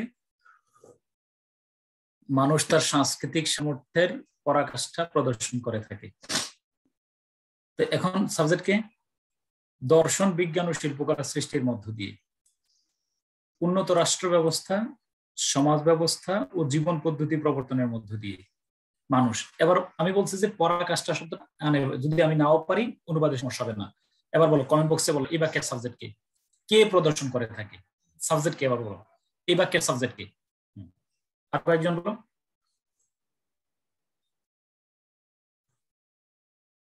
ওকে, হয়ে গেল মানুষ। দেখো মানুষ, তাহলে কে সাবজেক্ট? মানুষ। ভার্ব কি? সাধারণত বাংলা বাক্যের শেষে আমরা ভার্বটা খুঁজে বের করি। প্রদর্শন করে থাকে। কে প্রদর্শন করে থাকে? মানুষ। তাহলে মানুষ প্রদর্শন করে থাকে। তাহলে ম্যান শোজ, ম্যান শোজ। খুব ভালো করে খেয়াল করো, ম্যান শোজ কি? এবার প্রশ্ন করো, কি প্রদর্শন করে থাকে? কি প্রদর্শন করে? কি প্রদর্শন করে? উত্তরে বলো কি প্রদর্শন করে? কি প্রদর্শন করে? মানুষ প্রদর্শন করে। কি প্রদর্শন করে? নো, পরাকাষ্ঠা না। পরাকাষ্ঠা প্রদর্শন করে না। প্রদর্শন করে তার সাংস্কৃতিক সামর্থ্যের পরাকাষ্ঠা। আমি ধরে নিলাম আমার পরাকাষ্ঠা শব্দের ইংরেজি আমি জানি না, বাদ। তাহলে বলো সাংস্কৃতিক সামর্থ্য। মানুষ তার সাংস্কৃতিক সামর্থ্য করে। তাহলে ম্যান শোজ সাংস্কৃতিক সামর্থ্য, কালচারাল ক্যাপাবিলিটি, কালচারাল এবিলিটি। ঠিক না? Man shows his cultural ability. সহজ করে ভাবো, man shows his cultural ability. আমি পরাকাষ্ঠার শব্দ লাগবে না, অনুবাদ হয়ে যাচ্ছে। মানুষ তার সাংস্কৃতিক সামর্থ্য প্রদর্শন করে। Man shows his cultural ability. এবার প্রশ্ন করো কিভাবে? কিভাবে? কিভাবে? একটা হলো দুইটা কিভাবে উত্তর আছে এখানে। একটা হলো সমাজ ব্যবস্থা, জীবন ব্যবস্থা, সমাজ ব্যবস্থা ও জীবন পদ্ধতি প্রবর্তনের মধ্য দিয়ে। তাহলে দেখো, তাহলে বাই অথবা থ্রো, যেটাই বলো। থ্রো প্রবর্তন ইংলিশ কি? সূচনা করা, হ্যাঁ, ইন্ট্রোডিউস করা, বাই ইন্ট্রোডিউসিং। তাহলে বাই ইন্ট্রোডিউসিং কি বলো? সোশ্যাল সিস্টেম এন্ড কি বলো? Way of life. ঠিক আছে কিনা? Social system by introducing, by creating, হ্যাঁ, the way of life and social system. Okay, আচ্ছা। তারপরে কি? সরি, উন্নত রাষ্ট্র ব্যবস্থা। ডেভেলপড কি বলো? উন্নত রাষ্ট্র ব্যবস্থা কি বলবো? developed social system,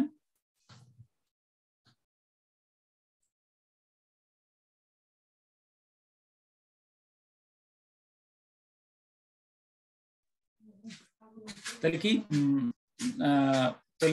তাহলে কি উন্নত রাষ্ট্র ব্যবস্থা, তাহলে কি প্রবর্তনের মাধ্যমে? উন্নত রাষ্ট্র ব্যবস্থা, সমাজ ব্যবস্থা ও জীবন পদ্ধতি প্রবর্তনের মধ্য দিয়ে। একটা হলো কিভাবে উত্তর, তাহলে বাই ইন্ট্রোডিউসিং কি বলো উন্নত রাষ্ট্র, তাহলে developed state system, social system and কি বলো ওয়ে অফ লাইফ, জীবন পদ্ধতি। আর একটা কিভাবে, আর একটা হলো দর্শন, বিজ্ঞান ও শিল্পকলা সৃষ্টির মাধ্যমে, মধ্য দিয়ে। তাহলে সৃষ্টির মধ্য দিয়ে মানে বাই ক্রিয়েটিং, সৃষ্টির দ্বারা, সৃষ্টির মাধ্যমে। বাই ক্রিয়েটিং কি কি বলো, ফিলসফি, সায়েন্স এন্ড কি বলো arts. By creating philosophy, science and arts, এই দুইটা অ্যাডভার্বিয়াল আমি পেয়ে গেলাম। প্লিজ এবার অনুবাদটা দেখা তুমি আজকে তোমার বন্ধুরে অনুবাদটা করাইবে। এই বাক্যের অনুবাদটা কি আগে দেখো। আমি একটা অ্যাডভার্বিয়াল বাক্য শুরুতে নিয়ে আসছি, through the creation of philosophy, science and arts, এটা একটা অ্যাডভার্বিয়াল আগে নিয়ে আসছি। ম্যান শোজ, এক্সিবিটস, পোর্ট্রেটস, যেটা তুমি বলো কি হিজ কালচারাল এবিলিটি।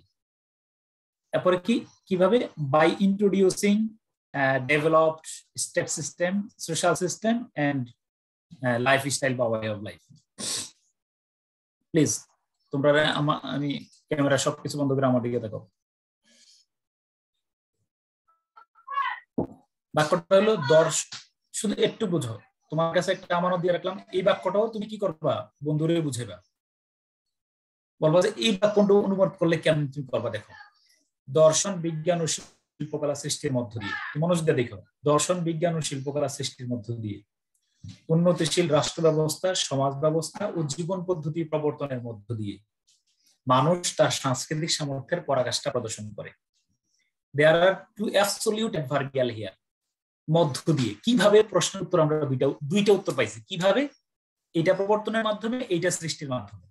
এই দুইটা আমরা অ্যাডভার্বিয়াল পাইছি। এক নম্বর, এই দুইটা অ্যাডভার্বিয়াল বাদ দিয়ে বলো আমরা সাবজেক্ট পেয়ে গেল মানুষ প্রদর্শন করে, man shows his cultural ability. এটা হলো আমার একসাথে থাকতে হবে। তাহলে কিভাবে, একটা হলো যে দর্শন, বিজ্ঞান ও শিল্পকলা সৃষ্টির মাধ্যমে, through the creation of science, philosophy, science and arts, এটা একটা অংশ। আর কিভাবে, ওই যে থ্রু বা বাই ইন্ট্রোডিউসিং কি বলো কি উন্নতশীল রাষ্ট্র ব্যবস্থা, developed state system, social system and কি বলো ওয়ে অফ লাইফ বা লাইফ সিস্টেম বা ওয়ে অফ লাইফ, যেটাই বলো, হ্যাঁ, লাইফস্টাইল। এখন আমারে বলো, এই পুরো বাক্যটা অনুবাদ করার সময় দুনিয়ার সকল মানুষের এক জায়গায় শুধু অনুবাদটাতে ঠিক থাকতে হবে। এটা হলো এই, আমরা যদি বলি ম্যানটাকে আমরা শুরুতে রাখবো, ম্যান, এটা হলো ম্যান সাবজেক্ট, শোজ হলো verb, his cultural ability.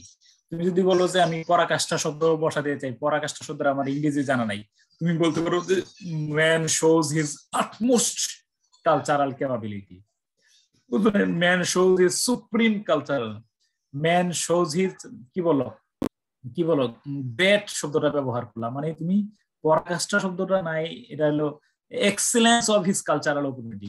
Man shows his excellence of his cultural opportunity, cultural ability. তুমি পরাকাষ্ঠা শব্দের একটা দ্রুততম অনুবাদ, এক্সেলেন্স, সুপ্রিমিটি, তারপরে কি বলো তোমার আটমোস্ট, এমন একটা শব্দ দিয়ে তুমি হয়তো অনুবাদটা করতে পারো। এখন আমার সাথে বলো, তাহলে মানুষ প্রদর্শন করে থাকে তার সর্বোচ্চ সাংস্কৃতিক পরাকাষ্ঠা, man shows his utmost cultural ability. এই আমার সাবজেক্ট ভার পাই গেলাম। অ্যাডভার্বিয়াল আমরা সবগুলো একসাথে না বসাই, এই একটা অ্যাডভার্বিয়াল ফ্রেজ আর একটা এখানে একটা অ্যাডভার্বিয়াল ফ্রেজ। এবার আমারে বলো, আমি কি সবগুলো অ্যাডভার্বিয়াল একসাথে বসাইতে বলছি নাকি আগে পরে বসাইতে বলছি? সবগুলো অ্যাডভার্বিয়াল একসাথে বসাইলে ভালো লাগে না।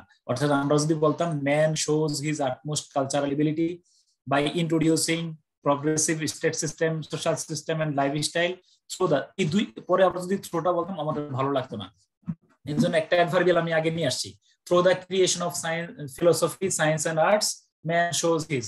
অথবা আমরা যদি by introducing progressive step, by introducing by introducing develop, এই কথাটা যদি আমি আগে নিয়ে আসতাম, by introducing developed social state system, social system and way of life, man shows his cultural ability through the creation of philosophy, science and arts. আমি যদি adverbial আগে করে বসাই কোন আপত্তি আছে কিনা? সমঝ মে আয়েগা? তোমরা কি আমার কথা বুঝছো কিনা? আমি যদি প্রথম অ্যাডভার্বটারে শেষে নেই অথবা দুইটা অ্যাডভার্ব একসাথে বসাই, কারোর কোনো আপত্তি আছে কিনা বলো? ওকে, মনে রাখবো যত সহজে বলে ফেলছি। আমি তো অনুবাদটা প্র্যাকটিক্যাল করাইছি, সবার হাত গুটায় বসা ছিল, অনুবাদ দেখে পড়া কাজটা দেখে তোমরা তো নাই হয়ে গেছো। আবার আমি তোমার সিস্টেম দেখাচ্ছি। আমি এই পুরো বাক্যটা দেখালাম যে আমার এই এত বড় হাবিজাবি বাক্যের মাধ্যমে আমার শুধু একটা পয়েন্টে ধরার ছিল, মানুষ তার সাংস্কৃতিক সামর্থ্য প্রদর্শন করে। Please think easily. বাক্যের আগে কুরবানির গরুটাকে শোয়াও, আগে আমার সাবজেক্ট ভাবটা বের করো। মানুষ তার সাংস্কৃতিক সামর্থ্য কিভাবে? এইটা সৃষ্টির মাধ্যমে, এইটা প্রবর্তনের মাধ্যমে। যেহেতু দুইটা উত্তর পাইছি আমি, কিভাবে একটা অ্যাডভার্বিয়াল লাগে বসাই ফেলি, যে কোনো একটা অ্যাডভার্বিয়াল। তো আমি একটা adverbial through the creation of science, arts and philosophy. তুমি যদি মানে ফিলোসফি, সায়েন্স আর্টস, ফিলোসফি, কোনো সমস্যা নেই, আগে একবার করে বসাও, no problem. Through the creation of science, arts and philosophy, অথবা থ্রু দ্য, কারণ আগে তৈরি হয়েছে কিন্তু philosophy. Through the creation of philosophy, science and arts, a man shows his utmost supreme cultural ability, cultural capability, the excellence of his cultural ability by introducing, by creating কি বলো, standard social system, কি বলো, developed sophisticated way of life, এগুলো হাবিজাবি সৃষ্টি করার মাধ্যমে। কথা কি আমি বুঝতে পারছি? ইয়েস অর নো বলো। ওকে বলো।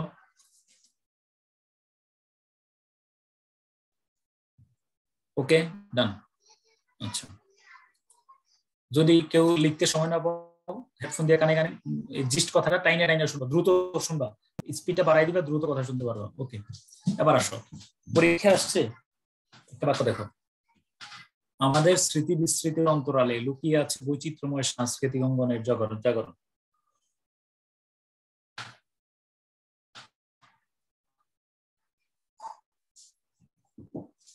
আমাদের স্মৃতি বিস্মৃতির অন্তরালে লুকিয়ে আছে বৈচিত্র্যময় সাংস্কৃতিক অঙ্গনের জাগরণ। আমাদের স্মৃতি বিস্মৃতির অন্তরালে লুকিয়ে আছে বৈচিত্র্যময় সাংস্কৃতিক অঙ্গনের জাগরণ। প্লিজ ফুল হ্যান্ড বাক্য দেখি। বৈচিত্র্যময় সাংস্কৃতিক অঙ্গনের হাবিজাবি কত কথায় তো আসে। হ্যাঁ, স্মৃতি বিস্মৃতির অন্তরালে, আমি নিজেই বিস্মৃত হয়ে গেছি বাংলা দেখা। এটা সম্ভবত অডিটর পরীক্ষার একটা ট্রান্সলেশন। আচ্ছা, আমাদের স্মৃতি বিস্মৃতির অন্তরালে লুকিয়ে আছে বৈচিত্র্যময় সাংস্কৃতিক অঙ্গনের জাগরণ। কে লুকিয়ে আছে? কে লুকিয়ে আছে?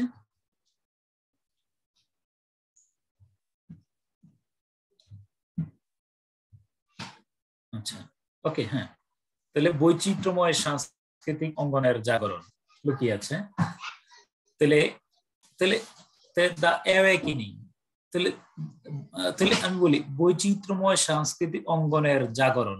অনুবাদটা কিন্তু এইভাবে হবে, দেখো, এর যেখানে পাইবা সেখানে আগে অফ রাখবা, এ অফ রাখলাম। তাহলে কি হলো? দ্য জাগরণ অফ বৈচিত্র্যময় সাংস্কৃতিক অঙ্গন, দ্য জাগরণ অফ বৈচিত্র্যময় সাংস্কৃতিক অঙ্গন। তাহলে আমরা যদি অনুবাদ করি, দ্য অ্যাওয়েকেনিং, দ্য রাইজ, ঠিক না, দ্য মুভমেন্ট, তুমি যে কোনো একটা শব্দ দিয়ে তুমি জাগরণ শব্দটা বের করো। দ্য রাইজ অফ তোমার বৈচিত্র্যময়, ডাইভার্স, কি বলো, বিউটিফুল, কালচারাল এরিয়া। তুমি এত কিছু বাদ দিয়া তুমি সহজ করে বলতে পারো the rise of cultural thought, cultural field, বুঝছো কিনা? মানে কি বললেন, দ্য রাইজ অফ মানে ভার্সাটাইল কালচারাল এরিনা, যে কোনো একটা তুমি শব্দ ব্যবহার করলা, এটা হলো আমার সাবজেক্ট। তাহলে লুকিয়ে আছে। তুমি রাইজের পরিবর্তে তুমি যদি বলো যে আমি থট ব্যবহার করব, কোনো সমস্যা হবে না, কারণ এই সমস্ত অনুবাদে আমরা অনেক ক্ষেত্রে অনুবাদ করি না। তুমি কাছাকাছি গিয়ে যদি ভাবটা আবিষ্কার করতে পারো, কোনো সমস্যা নেই। তাহলে the thought of culture, the thought of beautiful cultural area, the thought of beautiful cultural কি বলো এরেনা, যেটি তুমি ব্যবহার করো, অথবা বলো the rise of beautiful cultural thought. লুকিয়ে আছে, লুকিয়ে আছে ইংলিশ কি? Is hidden, is hidden. অথবা তুমি সরাসরি বলতে পারো নিহিত আছে, লাইজ। কোথায় লাইজ? আমাদের কোথায়? আমাদের স্মৃতি বিস্মৃতির অন্তরালে। বিহাইন্ড, অথবা লাইজ ইন দিতে পারো, অথবা হিডেন বিহাইন্ড। লাইজ ইন দিলে চলবে, লাইজ ইন কোথায় বলো? স্মৃতি বিস্মৃতির অন্তরালে। কোথায় বলো? লাইজ ইন আওয়ার কি বলো? স্মৃতি বিস্মৃতির কি বলো? স্মৃতি বিস্মৃতি কি? স্মৃতি বিস্মৃতির অন্তরালে মানে খুব ডিফিকাল্ট বিষয় না? স্মৃতি বিস্মৃতির অন্তরালে তোমরা কি অনুবাদ বের করতে চাও? আমার একটা অনুবাদ শব্দ বলো। স্মৃতি বিস্মৃতির অন্তরালে তুমি কি বলতে চাও? একটা শব্দ বলো দেখি। মেমোরি। যখন আমার মাথার, আমাদের চিন্তা চেতনার মধ্যে আছে, হ্যাঁ, মেমোরি। ইলিউশন টিলিউশন কিছু দরকার নেই। In our memory, unforgettable memory, কিচ্ছু লাগবে না। তাহলে হ্যাঁ, ইন আওয়ার মেমোরিজ, এই মেমোরি শব্দটারই যখন অনুবাদ তুমি দেখতেছো স্মৃতি, লাইজ ইন আওয়ার মেমোরিজ। সহজ বিষয়। এই কথাটা আমি বলতে চাচ্ছিলাম যে যখন তুমি বলো যে স্মৃতি, স্মৃতি ইংলিশ কি, আবার বিস্মৃতি ইংলিশ কি, আবার অন্তরাল ইংলিশ কি, প্লিজ আমারে ধরে মাফ করো, আমি এত ইংলিশ জানি না, আমার তো ইংরেজি সংকট আছে ভাই, আমার একটু শুধু শোনো। দ্য রাইজ অফ বিউটিফুল, আমি বৈচিত্র্যময় শব্দ ইংরেজি জানি না, আমি বিউটিফুল দিয়ে চালাইলাম। The rise of beautiful cultural thoughts, হ্যাঁ, lies in our memories. Lies in our memories, in our memory, কোনো সমস্যা নেই। ওকে দেখো, okay okay, in our memories. আমি তোমার আবারও একটা মেসেজ দিতে চাইলাম। দেখো, যখন আমরা শুনছি আমাদের স্মৃতি বিস্মৃতির অন্তরালে, এই কথা শুনে আমরা বিস্মৃত, আমার জ্ঞান বিস্মৃত হয়ে গেছে, আমি নিজে বুঝে গেছি স্মৃতি বিস্মৃতির আবার অন্তরালে কি। প্লিজ তাহলে দেখো, আমি যে অনুবাদ করার সময় কি তোমার আমার অনুবাদ হয়েছে কিনা আগে বলো। আমি করে বুঝেছি যে আমাদের চিন্তার মধ্যে আমরা কিন্তু হ্যাঁ বৈচিত্র্যময় সাংস্কৃতিক অঙ্গনের জাগরণ আমাদের, অর্থাৎ আমাদের মাথার মগজের মধ্যে চিন্তা চেতনা স্মৃতিতে অনেক চমৎকার সাংস্কৃতিক মানে চিন্তা চেতনা দেখা গেছে।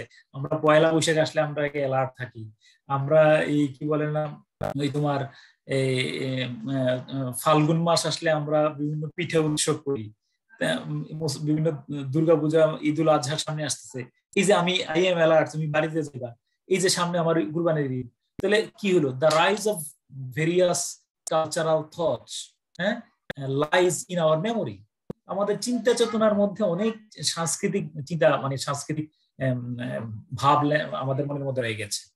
তাহলে আমি এই পুরো বাক্যটায় বললাম যে এই যেহেতু এগুলো খুবই আমাদের এই নন ক্যাডার পরীক্ষায় অনুবাদের জন্য বেশি সময় থাকে না, তুমি যখনই when you are completely motivated by the sentence and the words in the passage, you will be misguided sure.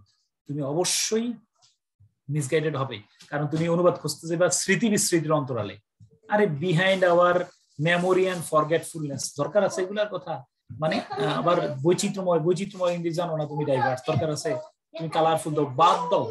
তুমি the rise of cultural thought, হ্যাঁ, লাইজ ইন আওয়ার মেমোরি। সহজ করে বলো না, তাই তো বলছে এটা অনুবাদ আরো স্ট্যান্ডার্ড অনুবাদ হয়েছে। আমি কিন্তু একটা কথা বলছি, স্ট্রাকচার পরিবর্তন করে অনুবাদ করলে অনুবাদ সুন্দর হয় তা না, অনুবাদ কি হয় বলো? সহজ হয় তা না, সুন্দর হয়।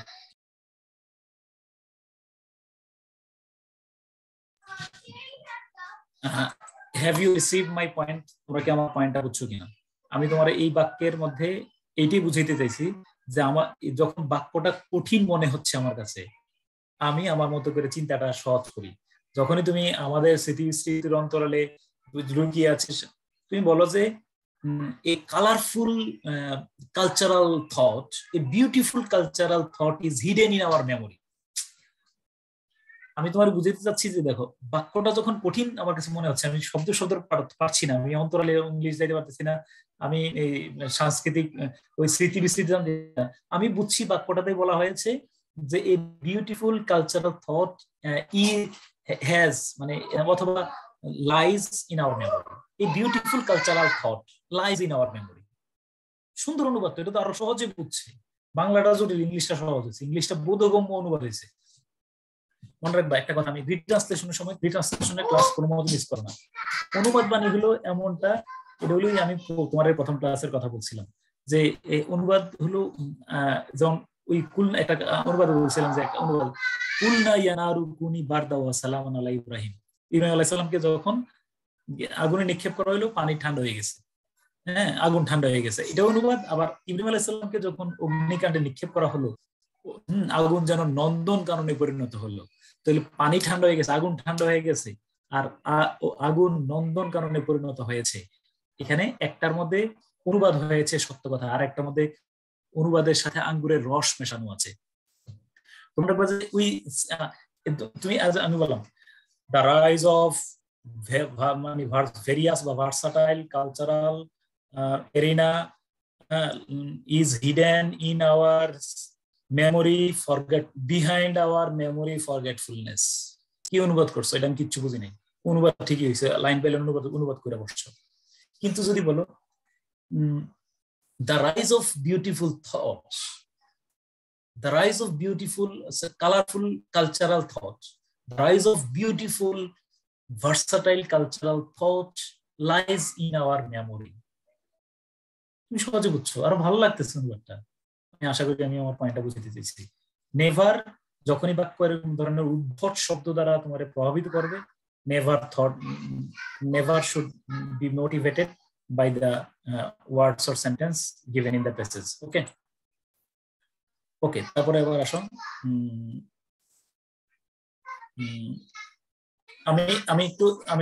আমরা যদি কিছু ক্লাস বাড়াই নি, তোমার কোনো সমস্যা আছে কারো? তাড়াহুড়া না করে যদি আমি একটু অ্যানালাইসিস করে ধীরে ধীরে যাই, কারোর আপত্তি আছে? মানে চাপ প্রেশার দিও না, একটু যদি ক্লাস বেশি বাড়ে সমস্যা নেই তো, ক্লাস তো কাউন্টিং এর সমস্যা নেই, হ্যাঁ একটু আস্তে আস্তে স্লোলি যাই, কারণ আমরা অনেক প্র্যাকটিস করতে পারবো, অনেকদিন সময় তো, 40টা ক্লাস হলে সমস্যা আছে নাকি কারো? ওকে, তাড়াহুড়া করে চাপ দিও না একটু, হ্যাঁ ওকে আস্তে আস্তে যাই, স্লোলি যাই, হ্যাঁ ওকে। আচ্ছা এবার আসো, আবার বললাম যদি তুমি আমার সাথে আমি তোমার কথা দিলাম 100টা অনুবাদের বাক্যের সাথে আমার প্রসেসের সাথে তুমি থাকো, ইনশাল্লাহ তুমি তোমার ডেভেলপ হবেই। তুমি একটা বাক্য মানে কারবার করতে পারবা, যে ভাই এটা বানাই ফেলতে পারবো, অনুবাদ বানাইতে পারবা, যেটা শিওর সবগুলো ক্লাস। তুমি আমার সাথে কথা দাও যে কোনো ক্লাস রেকর্ডিং হলে মিস করবা না, তুমি অনুবাদ যে করতে পারবে এটা শিওর, আমি কথা দিলাম ইনশাল্লাহ। ওকে আসো পরের বাক্যটা দেখো, সামাজিক বিধিনিষেধ ও ঘেরাটোপের রহস্য ছিন্ন করে প্রতিনিয়তই বেরিয়ে আসে সাংস্কৃতিক জগতের নব নব রূপ। ওই যে অডিটর পরীক্ষার প্রশ্নটা এটা। তো চলো আমরা এবার দেখো, ওই যে this is avoidable tough word, এই যে দেখো সামাজিক বিধিনিষেধ ও ঘেরাটোপের রহস্য ছিন্ন করে। আচ্ছা আসো তাহলে সামাজিক বিধিনিষেধ ও ঘেরাটোপের রহস্য ছিন্ন করে প্রতিনিয়তই বেরিয়ে আসে সাংস্কৃতিক জগতের নব নব রূপ। ওকে এবার বলো আমার এই বাক্যের সাবজেক্ট কে? যখন সাবজেক্ট বের করা ছাড়া অনুবাদে যাইও না, তাকে বলো সাবজেক্ট কে? কে বেরিয়ে আসে? কে বেরিয়ে আসে?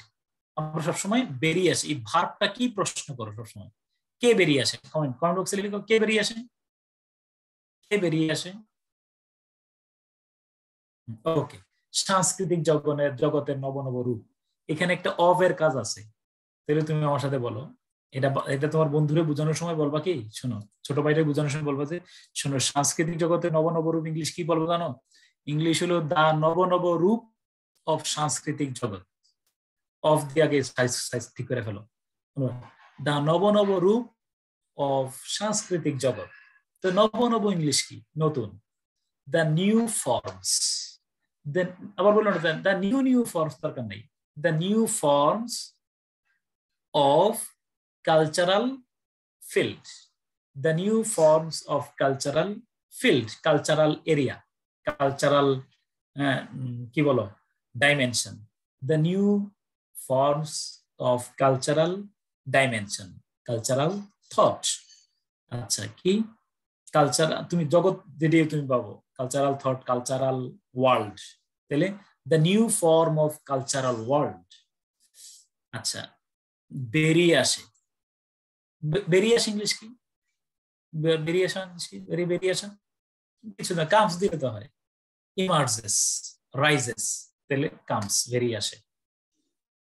শেষ, কাজ শেষ। তোমার সাথে আমার কমিটমেন্ট এটুকুই, এটুকু আমার ঠিক থাকলে হবে কি the new forms of cultural world emerges, rises, comes regularly, continually, regularly, continuously, যেটা তুমি দাও, recurrently, ছিন্ন করে। আগামী এই নেক্সট ক্লাসে পাইবা ছিন্ন করা ইংলিশ হলো, আমরা যেখানে আগামী ক্লাসটা খুব গুরুত্বপূর্ণ, প্রেজেন্ট পার্টিসিপলের কথা আছে এখানে। ইয়া আমরা আগামী ক্লাসে পড়বো অন্তমান দ্বিতীয় ইয়া, বা আজকে ক্লাসও আসতে পারে যদি সামনে থাকে। অন্তমান দ্বিতীয় ইয়া থাকলে প্রেজেন্ট পার্টিসিপল। দরজা বন্ধ করিয়া, ক্লোজিং দ্য ডোর। হ্যাঁ, ভাত খাইয়া, ফিনিশিং ডিনার, ফিনিশিং নাস্তা করিয়া, ফিনিশিং মাই ব্রেকফাস্ট। ইয়া থাকলে প্রেজেন্ট পার্টিসিপল হবে। তাহলে ছিন্ন করিয়া ব্রেকিং দ্য মিস্ট্রি, কিসের? সামাজিক বিধিনিষেধ ও ঘেরাটোপ। এখন শোনো, ঘেরাটোপের ইংলিশ করতে গিয়ে আমরা ক্লান্ত হই। ঘেরাটোপের ইংলিশ আমি জানি না। আমি বলেছি this is avoidable tough word. ঘেরাটোপ শব্দটা বাদ দিয়ে অনুবাদ করো। ঘেরাটোপ আমি বাংলায় বুঝি নাই। তাহলে আমি বললাম যে social rules and regulations, social rules and restrictions. আমি যদি বলি সামাজিক বিধিনিষেধ, সোশ্যাল রুলস এন্ড রেস্ট্রিকশনস, সামাজিক বিধিনিষেধ। তাহলে দেখো, আমি আমার অনুবাদটা দিকে একটু তাকাও, অনুবাদটা দিকে একটু দেখো। The new forms of cultural field, the new forms of cultural field emerges হবে কিন্তু, emerges, comes out। হ্যাঁ, সরি, যদি ফর্মস বলি, আমি ভুল বলছি, যদি ফর্মস বলি, আমি ফর্মস ব্যবহার করছি, এখানে প্লুরাল ব্যবহার করছি, অবশ্যই ইমার্জ হবে, এস হবে না এখানে। দ্য নিউ ফর্ম, যদি ফর্মস যেহেতু বলছি, অথবা এখানে ইমার্জ হবে। কাম আউট বলবো, রিভিল হবো, এপিয়ার হবে, যেটা তুমি দাও। ওকে, রাইজ দেবা। তাহলে the new forms of cultural field, cultural world emerge, অথবা আর ইমার্জিং, কন্টিনিউয়াস করলে সমস্যা নাই। Continually, breaking the mystery of social, কি বলো, সিস্টেম এন্ড রেস্ট্রিকশন। এখন আমারে বলো, এই কন্টিনিউয়ালি শব্দটা কি আমরা এই মূল ভার্বের আগে বসাতে পারবো কিনা? Adverb of manner is the new forms of cultural world continually emerge, অথবা কন্টিনিউয়ালি ইমার্জিং। বলো, আমরা কন্টিনিউয়ালি শব্দটা মূল ভার্বের আগে নিতে পারবো কিনা? ইয়েস। আমরা কি breaking the mystery of social system and restriction, এই কথাটাকে আমরা যদি শুরুতে নিয়ে আসি, তাতে আর কারোর আপত্তি আছে কিনা? Breaking the mystery of social system and restriction, the new forms of cultural field are continually emerging. দেখো তো, ভালো লাগে না? তোমার দিকে দেখো, দেখো তো। আমি যদি বলি the new forms of cultural world, cultural dimension are continually emerging, continually coming. Emerging দিলে ভালো লাগে এখানে, emerging। sorry, breaking the mystery of social system and restriction। আবার দেখলাম, শুরু নিয়ে আসি, অ্যাডভার্বিয়াল এটা শুরুতে আনো। breaking the mystery of social system and restriction, social rules and regulation, তুমি যদি সহজে বলো। the new forms of cultural world are emerging, are continually emerging। আমার কথা বুঝছো কিনা? have you received my point? Yes, ডান বলো। ওকে, হ্যাঁ, ঠিক আছে, থ্যাংক ইউ। আচ্ছা, ওকে, এবার আসো। এই বৈচিত্র্যময় সংস্কৃতিতে খুব মনোযোগী ছিল। এই বৈচিত্র্যময় সংস্কৃতিকে নিজ নিজ মনন ও প্রতিভা দিয়ে বিভিন্ন সময় গুণীজনেরা সমৃদ্ধ করেছেন, এবং তাদেরই একজন ছিলেন বিশ্বকবি রবীন্দ্রনাথ ঠাকুর। At first, follow note 1. There are two. This is the compound sentence, and we have found two absolute sentences. দুইটা স্পষ্ট বাক্য আমরা পেয়েছি। এই বৈচিত্র্যময় সংস্কৃতিকে নিজ নিজ মনন এবং প্রতিভা দিয়ে বিভিন্ন সময় গুণীজনেরা সমৃদ্ধ করেছেন। This is just part 1। এবং তাদেরই একজন ছিলেন সেকেন্ড ওয়ান, বাদ এবং রেখা দাও। এই আচ্ছা, এবার বলো কে সমৃদ্ধ করেছেন? কে সমৃদ্ধ করেছেন? কে সমৃদ্ধ করেছেন? গুণীজনেরা। তাহলে দা গুণীজন, তাহলে দা গুণীজন অথবা দা গুণীজনস। তাহলে দা গুণীজনস হ্যাভ সমৃদ্ধ করেছেন, enriched, enlightened, illuminated, হ্যাঁ তাই না? আচ্ছা তাহলে কি ডেকোরেটেড তুমি জেনে দিলা। বিভিন্ন সময় at different time, এরপরে কি দিয়ে? নিজ নিজ মনন এবং প্রতিভা দিয়ে, by their own কি বলো own thoughts and talents। এরপরে কি বলো সরি আমি একটু বলছি, প্রশ্নটা ধারাবাহিক বলি। কে গুণীজনেরা? The wise, the talented persons, হ্যাঁ দ্য ওয়াইজ ম্যান, এনিয়ান দিলে দ্য ওয়াইজ দিলে ম্যান দেওয়া লাগবে না, দ্য ওয়াইজ গুণীজনেরা, দ্য ট্যালেন্টেড পারসনস সমৃদ্ধ করেছেন। তাহলে এনরিচড, হ্যাভ এনরিচড। কি সমৃদ্ধ করেছেন? কি সমৃদ্ধ করেছেন? এই বৈচিত্র্যময় সংস্কৃতিকে। দিস কি বলো কালারফুল ডাইভার্স কি না এটা কালচার। তাহলে the wise enriched, the wise have enriched, গুণীজনেরা দ্য স্কলার্স হ্যাভ এনরিচড কি this beautiful culture, this versatile culture. হ্যাঁ কিভাবে? কখন? At different time. কিভাবে? নিজ নিজ তাহলে বাই দেয়ার ওন কি বলো গিফটেড ট্যালেন্ট অর থটস এরকম। Okay, and Rabindranath Thakur was one of them. Okay আচ্ছা, তাহলে আবার দেখো অনুবাদটা একটু দেখাও। এবার বলো, আমি এখানে দা ওয়াইজ ব্যবহার করলাম, একটু এইটার একটু ব্যাখ্যা বলে রাখি। ওয়াইজ ব্যবহার করে কেন হ্যাভ ব্যবহার করেছি, কেউ ব্যাখ্যা বলতে পারতো কিনা? আমার প্রথম প্রশ্নটা এখানে শোনো। এখানে ব্যবহার করলাম দা ওয়াইজ, আবার এখানে ব্যবহার করছি হ্যাভ। আবার আমারে বলো ওয়াইজ এর পরে হ্যাভ কেন ব্যবহার করলাম? কারণ আমরা জানি অ্যাডজেক্টিভের পূর্বে আর্টিকেল বসালে এটা প্লুরাল নাউন হিসেবে গণ্য হয়।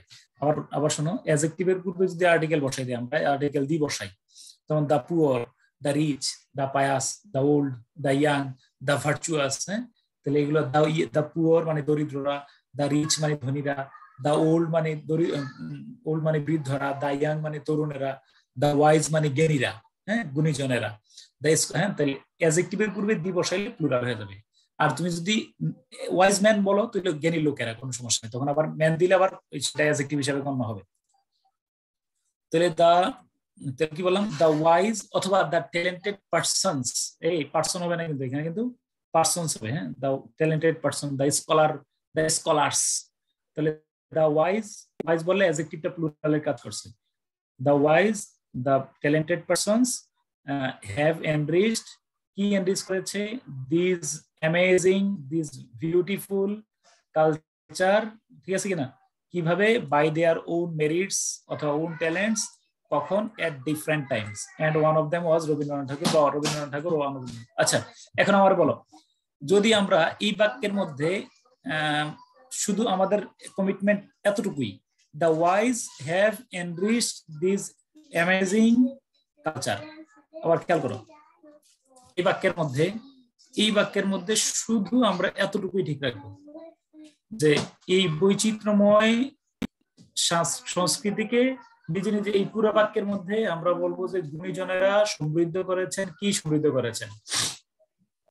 আর নিজ নিজ মনন ও প্রতিভা দিয়ে, এই যে অ্যাডভার্বিয়ালটা, এই অ্যাডভার্বিয়ালটা নিজ নিজ মনন এবং প্রতিভা দিয়ে, নিজ নিজ মনন এবং প্রতিভা দিয়ে, আর বিভিন্ন সময়ে, এই দুইটা অ্যাডভার্বিয়াল আমরা যে কোনো জায়গায় বসাই দিই। মানে অ্যাডভার্বিয়াল আবার বলি, যারা প্রথম ক্লাস করতেছো, কিবা কাকে ছাড়া অন্য সকল প্রশ্ন উত্তরে অ্যাডভার্বিয়াল পাওয়া যায়। কোথায়, কখন, কিভাবে, কেমন। নোট টু কেউ ভুলো না, কখনোই ভুলো না। কোথায়, কখন, কিভাবে, কেমন, কেন, এই প্রশ্নগুলো করলে উত্তর অ্যাডভার্বিয়াল হয়। এগুলো আমরা যে কোনো জায়গায় বসাইতে পারি। তাহলে আমরা যদি বলি at different times, with their কি বলো, at different times, the wise people, the scholars, the talented persons, with their own merits and talents, have enriched this versatile, but this colorful culture, কোনো প্রবলেম আছে কিনা। আবার বললাম adverbial গুলো আমরা যে কোনো জায়গায় বসাইতে পারি, শুধু আমরা একটুকে ঠিক রাখছি। দেখো এই বাক্যের মধ্যে যে গুণীজনেরা, the scholars, the talented persons অথবা the wise have enriched this versatile বা দিস বিউটিফুল কালচার, এই সুন্দর সংস্কৃতিকে সমৃদ্ধ করেছেন। কখন করেছেন, কিভাবে করেছেন, এই দুইটা প্রশ্নের উত্তর আমরা যে কোনো জায়গায় বসাইলে আমাদের কোনো সমস্যা নাই। এবং তাদেরই একজন, এবং one of them is the world Rabindranath Thakur, the world poet অথবা the world poet Rabindranath Thakur. Okay, আর আছে কিনা এখানে দেখি। ওকে, আচ্ছা, আগামী ক্লাসটা আমি প্রেজেন্ট পার্টিসিপেলের ব্যবহার আছে, আমি তাড়াহুড়ো করতে চাই না এখানে। আগামী ক্লাসটাতে অনেক একটু লম্বা সময় টানবো। হ্যাঁ, আচ্ছা, আজকে আরেকটু সময় নেই, আরেকটু সময় নেই।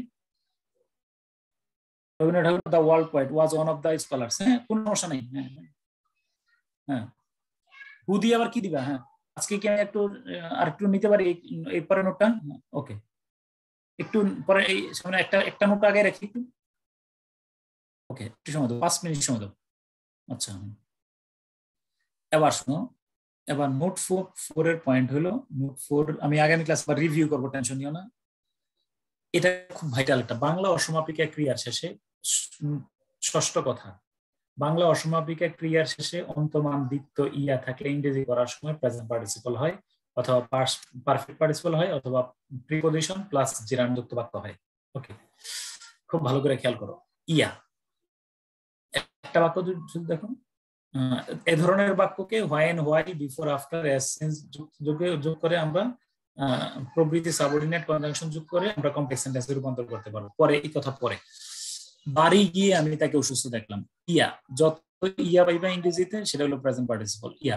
তাহলে গোয়িং হোম, বাড়ি গিয়ে, এই যে গোয়িং হোম প্রেজেন্ট পার্টিসিপল। তুমি চাইলে বলতে পারো হ্যাভিং গন হোম, বুঝছো কিনা? হ্যাভিং গন হোম, হ্যাঁ, having gone home, I found him ill, having gone home. তাহলে ইয়া, যত ইয়া আছে সব প্রেজেন্ট পার্টিসিপল। হ্যাঁ, ইয়া শব্দের ইংরেজি বাড়ি গিয়া, কাজটি করিয়া, খাইয়া। হ্যাঁ, অথবা after going home, after going gone কেন লিখছে? আফটার হ্যাভিং, আফটার হলে গোয়িং হবে, আফটার গন হবে না। ঠিক করে লিখো, আফটার গোয়িং হোম, আফটার ঠিক করে লিখো, একটু অবশ্যই ঠিক করে লিখো। After going home I found him ill, তাহলে going home I found him ill, having gone home I found him ill, অথবা after going home I found him ill. Okay, আচ্ছা, এবার শোনো, এটা যদি আমরা কমপ্লেক্স করি তাহলে when I went home I found him ill. তাহলে এই যদি আমরা এই অন্তমান দ্বিতীয় ইয়া যেগুলো আছে, অর্থাৎ আমরা যদি প্রেজেন্ট পার্টিসিপলকে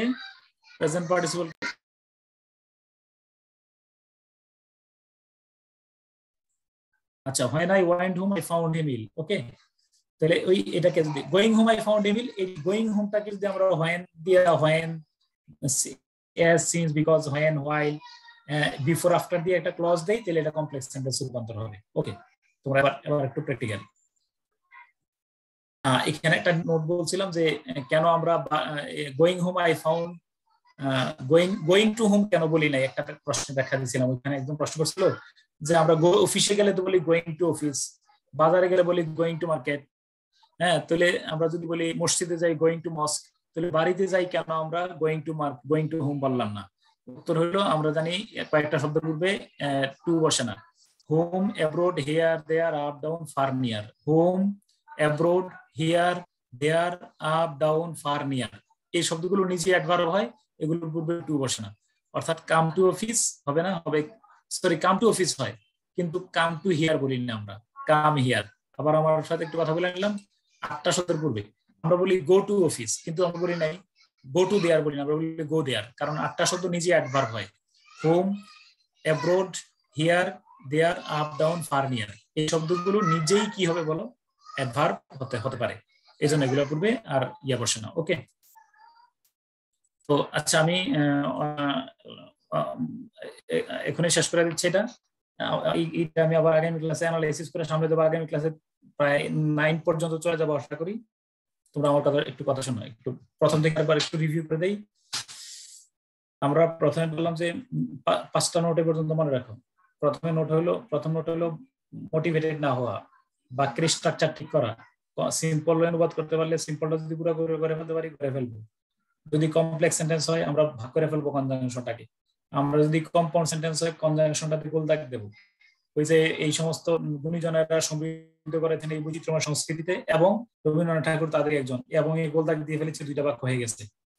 যদি বাক্যের স্ট্রাকচার আমার কাছে কঠিন মনে হয়, আমি আমার নিজস্ব কাঠামো ঠিক করবো, যে আমি আমার নিজের মতো করে অনুবাদটা করে ফেলবো। হ্যাঁ, আচ্ছা, নিজের কাঠামো। 1 নম্বর হলো কাঠামো ঠিক করা, সিদ্ধান্ত নিয়ে আমি কিভাবে ইয়ে করবো, সিদ্ধান্ত নেওয়া। 2 নম্বরে সাবজেক্ট প্লাস ভার্ব প্লাস কাকে কি কোথায় কখন কিভাবে কেমন এই প্রশ্ন করা। তাহলে এইটাই মূল বিষয়। আমি 1000 বার বলে দিতে চাই যে প্রথমে সাবজেক্ট, তারপরে ভার্ব, তারপরে অবজেক্টটা বসাই ফেলো, তোমার মোটামুটি কাজ শেষ। অ্যাডভার্বিয়াল কোথায় কখন কিভাবে কেমন আছে এগুলো তুমি আগে পরে যে জায়গায় না বসাও, নো প্রবলেম। তৃতীয় কথা, যদি আমরা মূল ভার্ব খুঁজে না পাই তাহলে একটা টু বি ভার্বকে আমরা সাবজেক্ট হিসেবে বসাবো। যদি আমরা মূল ভার্ব খুঁজে, উইলিয়াম ওয়ার্ডসওয়ার্থ 19 শতকের ইংরেজ রোমান্টিক কবিতার প্রধানতম, উইলিয়াম ওয়ার্ডসওয়ার্থের পরে সাবজেক্ট খুঁজে ভার্ব খুঁজে পাচ্ছি না, সেজন্য আমরা ওয়াজ বসিয়েছি। চতুর্থ কথায় বলছি, কিছু কিছু অ্যাডভার্ব বাক্যের শুরুতে, কিছু কিছু অ্যাডভার্ব মূল ভার্বের আগে পরে বসাই। হ্যাঁ, যেমন adverb of frequency, adverb of manner. The headmaster teaches us cordially না বইলা বলছি the headmaster cordially teaches us, মানে always, usually, generally, occasionally, regularly, just, ever, never, hardly, scarcely, এই ধরনের অ্যাডভার্ব গুলো দেখো একটা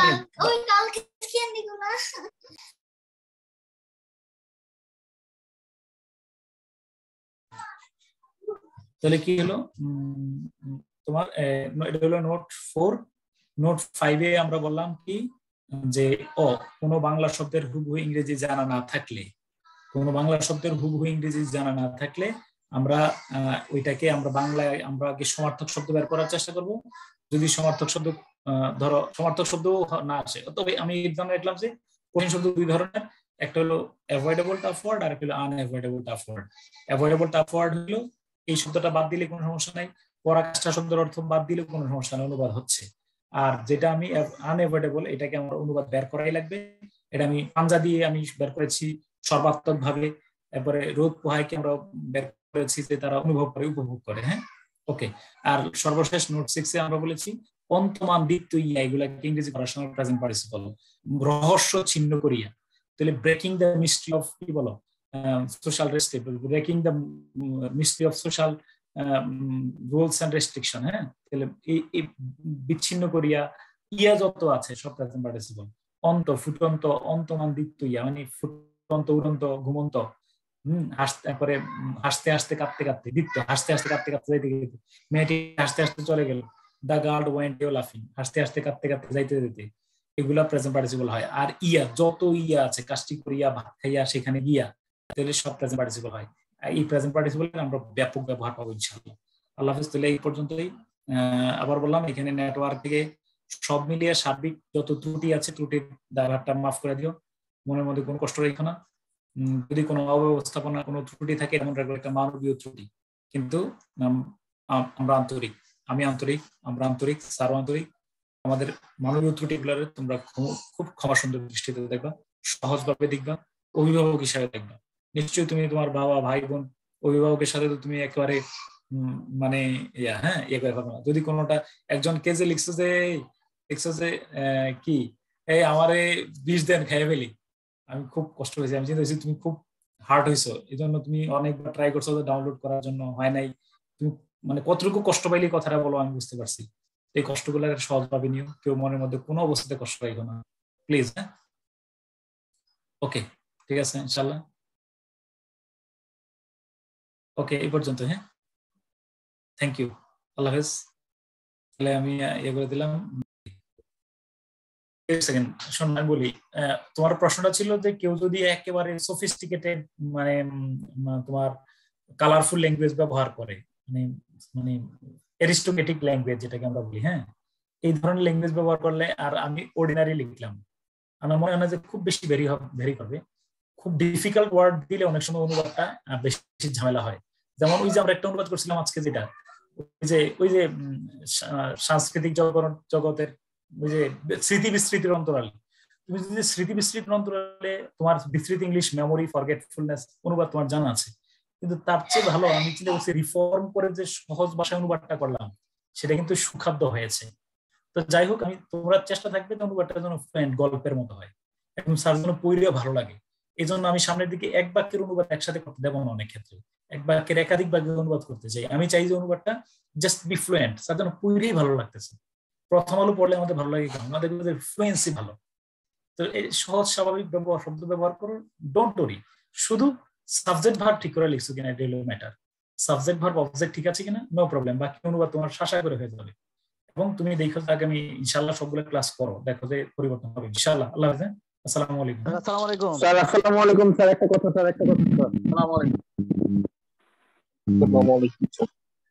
বলো।